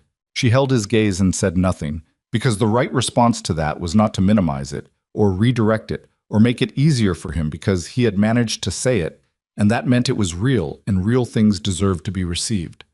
"I'm not finished being wrong about things," he said. "I want to be honest about that too." "I know," she said. "That doesn't bother you." "None of us are finished," she said. That's not the point." He nodded once, as if she'd confirmed something he'd suspected but hadn't been certain about. Then he straightened and pulled his coat back on and said, "We'll leave for the Hutchins place in the morning." She went back to the house. May was at the stove and looked at her when she came in, and May's face did the small, particular thing it did when she had been listening to something she wasn't meant to hear and had decided it was worth hearing. Evelyn sat down at the table and opened her notebook and didn't say anything about it, because some things between women of a certain practical understanding don't need to be said to be understood, and May set a cup of coffee down in front of her without being asked, and that was enough. The Hutchins place was 12 miles east, on land that had been in Clara's family longer than most of the territory's current residents had been alive. It was a larger operation than the Voss Ranch. More hands, better maintained buildings, the accumulated infrastructure of money that had never entirely run out. Evelyn noticed these things the way she noticed everything, not with envy, but with the professional assessment of someone who understood what resources looked like when they'd been consistently managed, rather than intermittently desperate. Clara met them at the door. She had clearly been expecting them, or expecting something. She was dressed for receiving, not for work, and her face had the particular composure of someone who had made a decision and was waiting to find out what it cost. She looked at Colton first, which was natural, and what passed between them in that first second was the compressed, wordless negotiation of people who have history and are attempting to be present tense about it. Then she looked at Evelyn. "Come in," she said. They sat in a room that was warmer and better furnished than anything in the Voss main house, and Evelyn let Colton explain what they needed, because this was the kind of asking that needed to come from him. She sat beside him and said nothing, and watched Clara's face while he spoke. Clara listened without interrupting. When he finished, she was quiet for a moment, looking at her hands in her lap. "A sworn statement," she said. "What you told Evelyn yesterday," Colton said. "The timeline, the survey, what Pruitt said to you in October. In writing, signed, in front of a notary. And then it goes in front of a judge. Frey files it with the territorial court as part of the motion. It becomes part of the record." Clara was quiet again. Evelyn understood what she was weighing, not just the legal exposure of being on record against Dale Pruitt, who was a powerful neighbor with resources and a long memory, but the social exposure, the acknowledgement in a public document that she had allowed herself to be used, that she had come to the Voss Ranch in November with motivations she was not entirely proud of. That was the harder cost, and they both knew it, and Evelyn was not going to pretend otherwise. "Pruitt will know it was me," Clara said. "Yes," Colton said. "He'll make things difficult." "He's already making things difficult," Colton said. "The difference is that right now he's doing it to people who don't know why, and after your statement they will." Clara looked at him. "That's not actually reassuring, Colton." "I know." He leaned forward slightly. "Clara, what he was doing, using you, telling you what to expect, positioning you to walk back in here at a useful moment for him, that's not something a neighbor does. That's not something a decent person does." Something shifted in Clara's face. Not dramatically. She was too controlled for dramatic shifts, but in the small, real way of someone arriving at something they've been circling. "No," she said. "It isn't." She gave them the statement. She came to Harlow 2 days later and signed it in front of the notary above the bank, in the same building where Cooper drafted documents, and where Evelyn had first understood the shape of what Marsh Holdings was building. Evelyn was there. She stood against the wall and witnessed and said nothing, because this was Clara's act, and it deserved to be Clara's. Afterward, on the boardwalk, Clara pulled on her gloves and looked at the street, and said, to Evelyn specifically, "I don't expect this to make us friends." "I don't expect that either," Evelyn said. "But I want you to know—" Clara stopped, started again. "He's not what I thought he was, Colton. He used to make everything about himself, about the Voss name, about what he was building. I left because I couldn't see myself in any of it." She looked at Evelyn with an honesty that cost her something visible. "He's different now.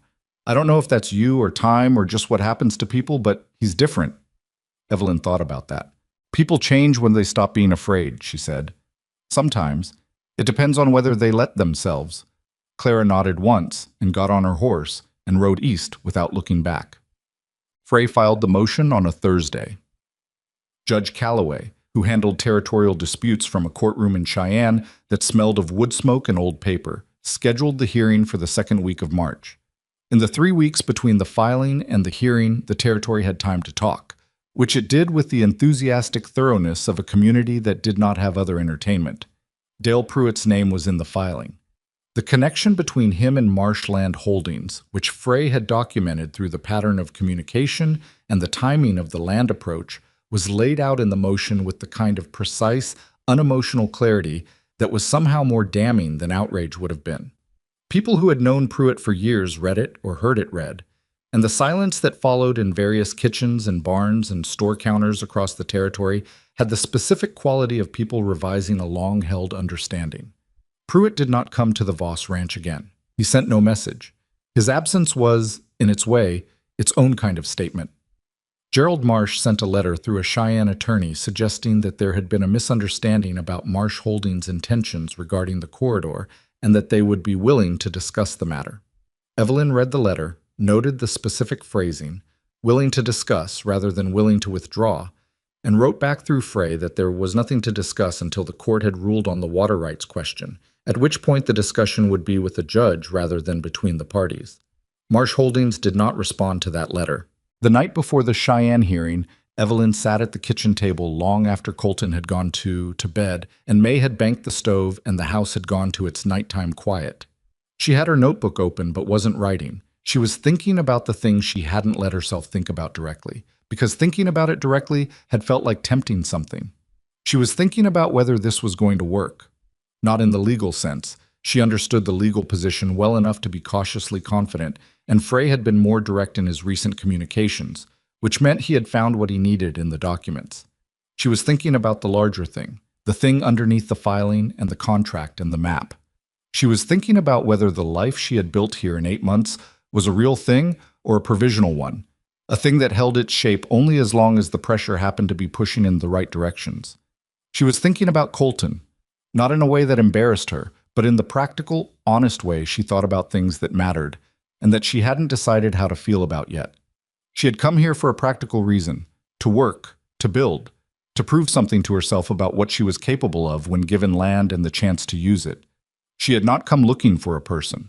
But people had a way of arriving regardless of what you were looking for, and she had found herself, somewhere in the interval between the barn conversations and the storm night, and the kitchen table sessions with the ledger between them, in the presence of a man she respected.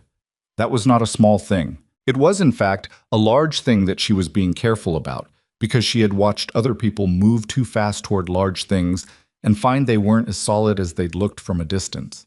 May appeared in the kitchen doorway. "You should sleep," May said.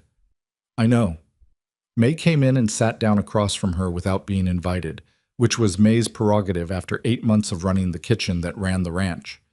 "It's going to hold," May said. "You don't know that." "I know more than you think I know."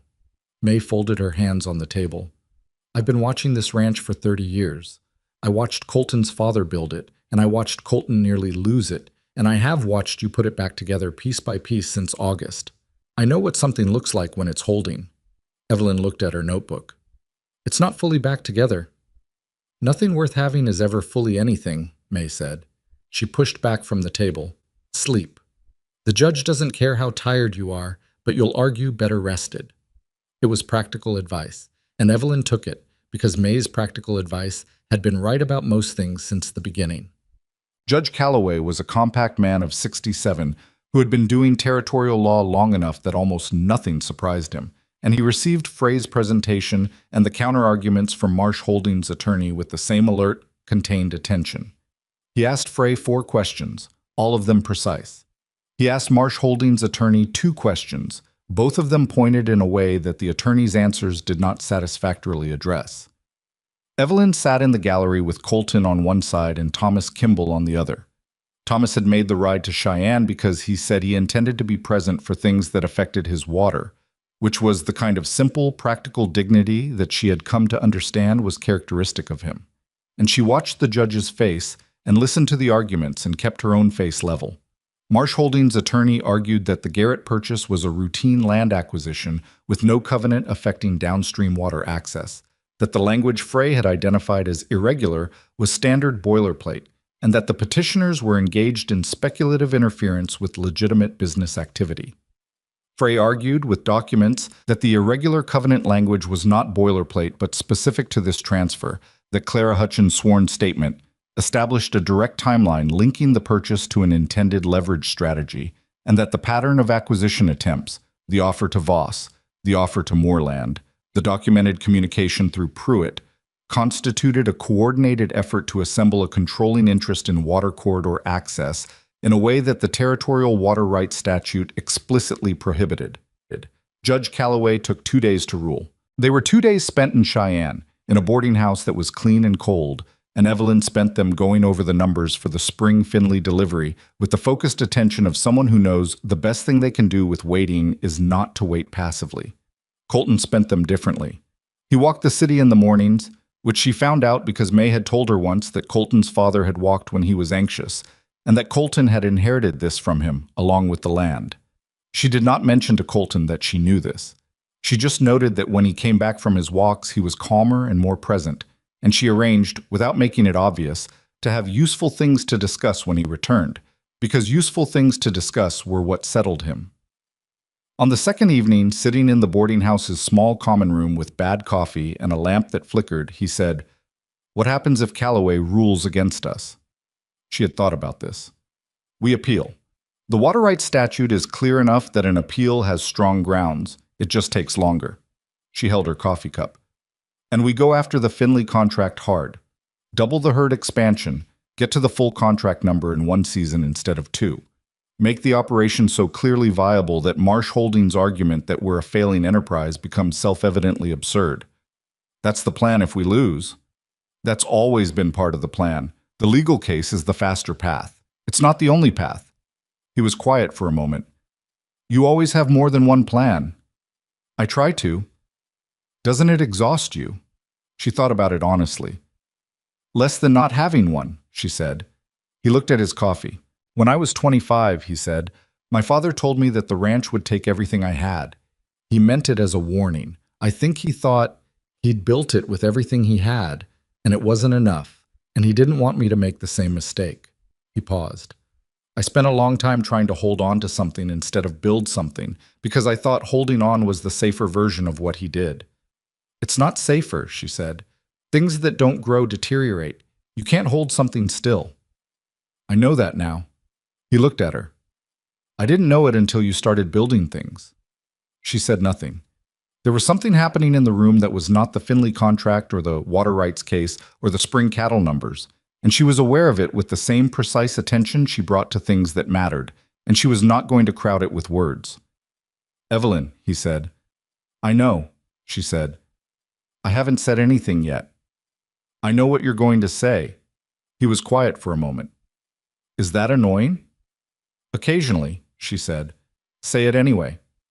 He looked at his hands, then at her, in the way she had learned was his process, the gathering before the thing.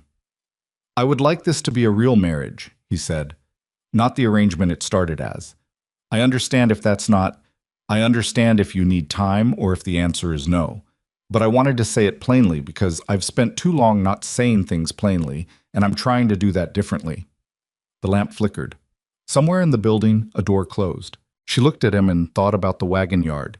"And that is not what I ordered, and the cold bedroom, and the 2 weeks and everything that had come after, the accumulated evidence of a person who was genuinely trying in the way that only people who've stopped pretending actually try."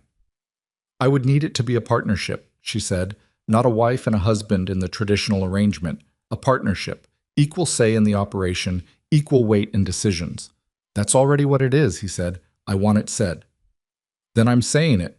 He held her gaze. "Equal say, equal weight. You have my word." "All right," she said. "All right, yes?" "Yes," she said. "But if you ever look at me the way you looked at me when I got off that wagon, we're going to have a serious problem." Something crossed his face. Not quite a wince, but the honest acknowledgement of a man who knows a debt he owes. "That's fair," he said. "It is," she said. "What?"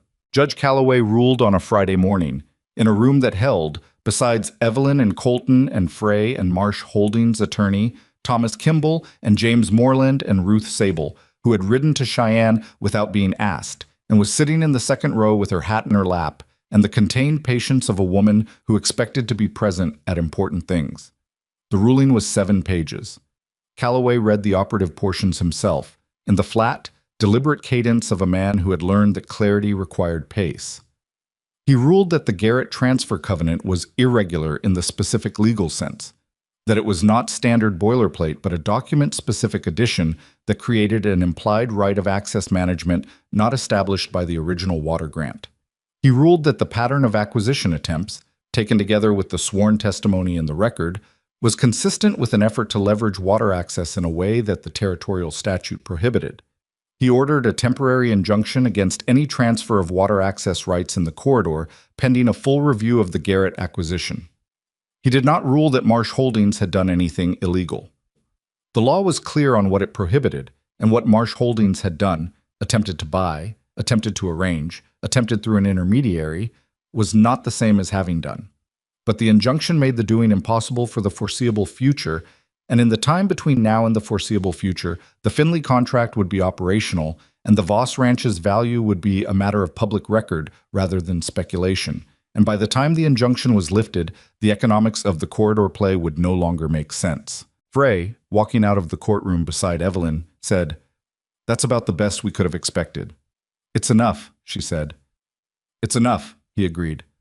"For now, it's enough." Thomas Kimball shook her hand on the courthouse steps, both hands again, the second time he'd done that.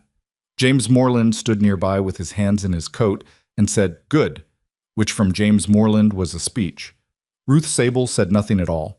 She put her hat back on, looked at Evelyn with those 4-second assessing eyes, and nodded once, a nod that was private and complete and contained everything Ruth Sable was willing to say out loud, which was more than enough. Spring came the way. Spring comes to Wyoming, not gently, not suddenly, but in the incremental, argumentative way of a season that knows it's replacing something and expects resistance.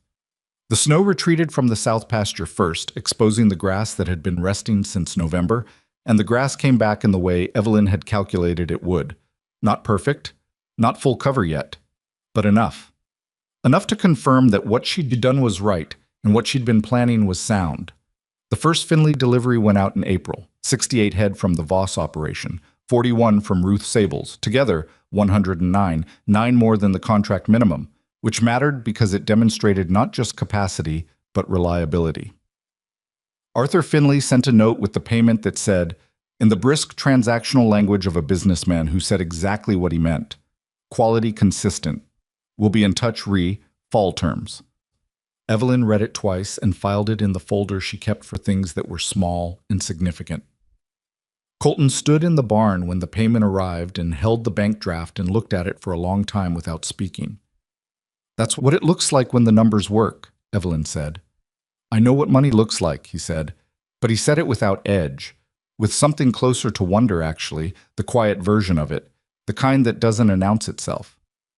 "You've been looking at debt so long the other thing looks unfamiliar," she said. He handed her the draft, and she put it in the folder, and they walked back to the house together in the April morning, and it was an ordinary thing, 2 people walking across their own land.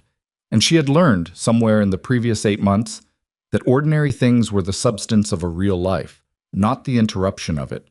Hector was promoted, effectively, if not by formal title, to the role he'd been doing for 2 seasons, managing the day-to-day cattle operation with the authority to make decisions without checking with Colton first. Colton suggested it. Evelyn was not surprised. She had watched Colton become, slowly and imperfectly, a man who was less concerned with the appearance of control and more concerned with things actually working. And a man in that process understands eventually that competence in the people around him is an asset rather than a threat. Pete negotiated a raise, which he did with the particular combination of nerves and determination of a young man who knows his worth and is terrified of saying so out loud. Evelyn was in the kitchen when it happened, and she heard Colton say, through the door, a flat and not unkind yes, and then Pete's audible exhale, and then silence, and then the sound of 2 men going back to work. She poured herself coffee and did not mention it to either of them, because some things are better witnessed than discussed. May, for her part, changed nothing.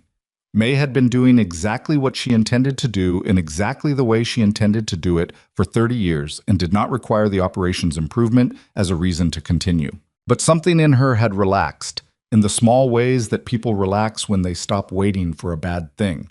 The tension around her eyes that Evelyn had become so accustomed to that she'd stopped seeing it until the morning in early May when it was gone, and she could see the face beneath it more clearly. "You look different," Evelyn said. "I'm the same as I always was," May said. "Things are different." Evelyn thought about that. "Better." "Better," May agreed. She turned back to the stove. "Don't make a production of it." Dale Pruitt sold his ranch in June. She heard it from Salter, who heard it from the bank, which was how most things moved through Harlow. The sale was to a family from Nebraska, a real sale, not a speculative consolidation, just people who wanted land and found it available. Pruitt left the territory without a farewell call, which was, Evelyn thought, the most honest thing he had done in their entire acquaintance. Some departures are the correct ending to a story, and this was one. Marsh Holdings filed a notice with the territorial court in July, acknowledging the injunction's terms and withdrawing their standing interest in the Garrett parcel, which meant they were selling it. The buyer, Frey informed her in a letter, was a small ranching family from Colorado. The corridor was intact. The creek ran where it had always run. She told Colton over supper. He set down his fork, picked it up, set it down again. "It's done," he said. "That piece is done." He looked at her. "There's always another piece." "Yes," she said. "That's what running something means." He picked up his fork again and ate, and they sat with the ordinary noise of the house around them. May somewhere in the kitchen, the sound of the evening wind finding the west wall. And it was enough. It was, she thought, the precise right amount of enough. That fall, Ruth Sable brought 2 of her ranch hands to the Voss property for a week to help with the herd expansion project, an exchange of labor that was purely practical in its structure, and that both women recognized as the beginning of something that didn't have a name yet, but would have one eventually. Dorothy Kimball organized a post-harvest gathering at the Kimball place and invited everyone who had been at the Voss Ranch dinner in January, and Evelyn went and ate Dorothy's food and sat with people who had become, without formal declaration, part of the same network of mutual necessity that was the territory's real infrastructure. Not the roads or the legal filings, but the accumulated agreement of people who had decided to know each other. James Moreland arrived at the gathering late and made a point of sitting beside Evelyn at the table, which was his way of saying something he was constitutionally unable to say out loud, and she received it in the spirit it was offered. The second Finley delivery in October was 91 head from the Voss operation alone, Ruth having determined, after a season of partnership, that her own arrangement with a livestock broker in Denver served her operation better than the joint contract, a conclusion Evelyn had anticipated and had built into the projections from the beginning, because Ruth Sable was always going to find her own way eventually, and the right structure was one that allowed for that. The 91 head meant the expansion was ahead of schedule. It meant the second-year target was already met in the first. It meant, in the flat language of the ledger that no longer sat unopened on Colton's desk, that the Voss Ranch was not merely surviving but building, actually building, in the direction of what it could be rather than the ghost of what it had been. She wrote to her aunt in Boston in November. She had not written to her aunt since leaving, partly because the aunt had said things that did not deserve immediate forgiveness, and partly because she had not been certain, until recently, that she had anything to report that she wanted to report. Now she wrote 2 pages, factual and without sentiment, describing the ranch and the operation and the territory. She did not mention the aunt's comment about eating less if she wanted a husband. She did not mention Colton by name, except to note that the arrangement had become a real marriage, in the sense she intended, and that the ranch was hers as much as his, in the legal and practical senses she cared about. She did not expect a warm reply. She sent the letter anyway, because some debts to honesty need to be paid regardless of the return. There is something that Evelyn understood, by the end of that first year, that she had not understood fully when she stepped off the wagon in August with 2 bags and a notebook and a man's contempt ringing in her ears. She had understood, going in, that she was capable. She had always known that. Capability was never her question. What she had not understood, what the ranch taught her, slowly, in the way that real things teach you slowly, was the difference between being capable alone and being capable in relation to other people. She had spent her years in Boston building a kind of self-sufficiency that was partly genuine and partly armor, a calculated independence that protected her from needing things from people who had shown they were likely to disappoint. She had come to Wyoming with that armor on, under the practical clothing of her plan, and she had kept it on through the first months while she assessed the situation and the people in it. The armor had come off, not dramatically but incrementally, a piece at a time, in barn conversations and storm nights and kitchen table sessions, and a Cheyenne boarding house with bad coffee and a flickering lamp.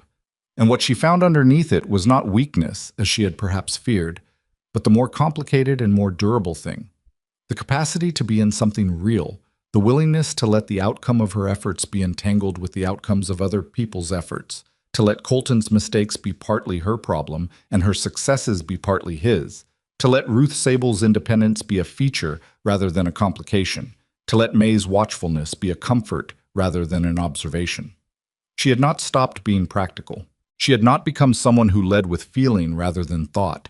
because that was not who she was, and she had no desire to become someone else. But she had learned, in this frozen and difficult and occasionally beautiful territory, that practicality exercised alone is a kind of impoverishment, that the most durable structures are not the ones you build against the world, but the ones you build with the people who are willing to be part of something.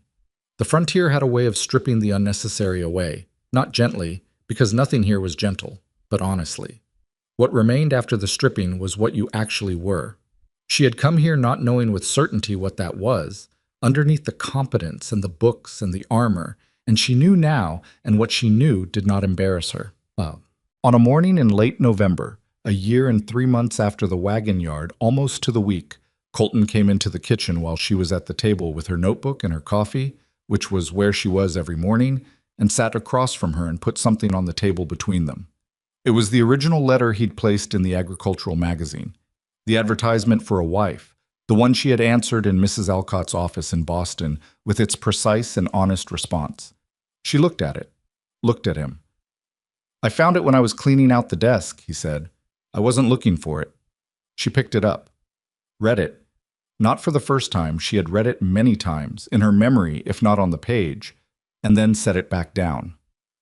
"I read this letter in an office in Boston," she said, "and I thought, this man has a problem I know how to solve. Did you think anything else?" She considered being more guarded than she felt and decided against it, because she had made a decision in a Cheyenne boarding house about the kind of things she intended to say when she intended to say them, and this was one of those things. "I thought, a practical woman unafraid of difficulty. I thought, that's not a description of a wife, that's a description of a partner." She looked at him. "I thought someone out there had written what they actually needed and didn't know it." He was quiet for a moment. "You were right." "I usually am," she said. "About problems. About most things. Not most things, enough things." She took the letter back and put it in her notebook, between 2 pages of cattle projections, which was the right place for it. Not preserved as a relic, but kept as a starting point, the first line of a longer document. "You were wrong about me on the first day." "I know." "Say it," she said, not with heat, with the quiet insistence of a woman who knows the value of a thing being said out loud, even when it has already been understood. He looked at her across the table, in the morning light, in their kitchen, on their land. "I was wrong about you on the first day," he said.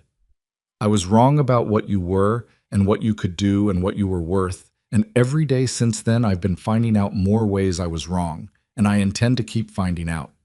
He held her gaze. "Is that enough?" She thought about the wagon yard and the cold bedroom and the 2 weeks and the barn and the storm and the map and the judge's 7 pages and Ruth Sable's single nod and the payment draft and the spring grass coming back from the rested ground. "It's a start," she said. He almost laughed. The real version, the one she'd been collecting since November of the previous year, the one that lived in a chest somewhere behind his usual expression and came out only when it couldn't help itself. She went back to her notebook. He went back to his coffee. Outside, the November wind was doing what it always did, pressing against the house, testing for weaknesses, indifferent to what it found. The stove was going. The cattle were in the south pasture, the rested one, the one that had come back. The ledger on the desk in the other room had numbers in it that went in the right direction. None of it was finished. That was the thing she understood now that she hadn't, fully, when she arrived. That the point was never to finish, never to arrive at the place where the problem was fully solved and the work was complete and the outcome secured. The point was the capacity to continue, to show up at the table every morning with your notebook and your coffee and your clear-eyed assessment of what the day required, and to do it not because you were certain it would work, but because the land was good, and the people were real, and the work was worth doing. She had come to Wyoming to save a ranch. She had not expected to find anything beyond the work itself.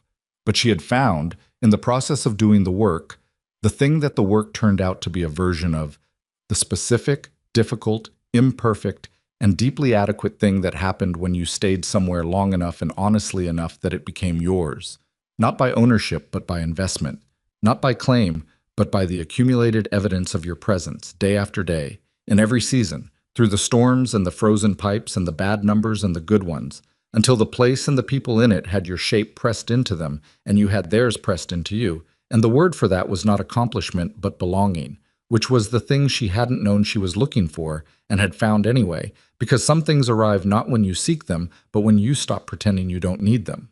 She made a note in her book. Then she closed it and finished her coffee and looked out the window at the November morning, at the good land going white at its edges with the first thin frost of the season. And she was exactly where she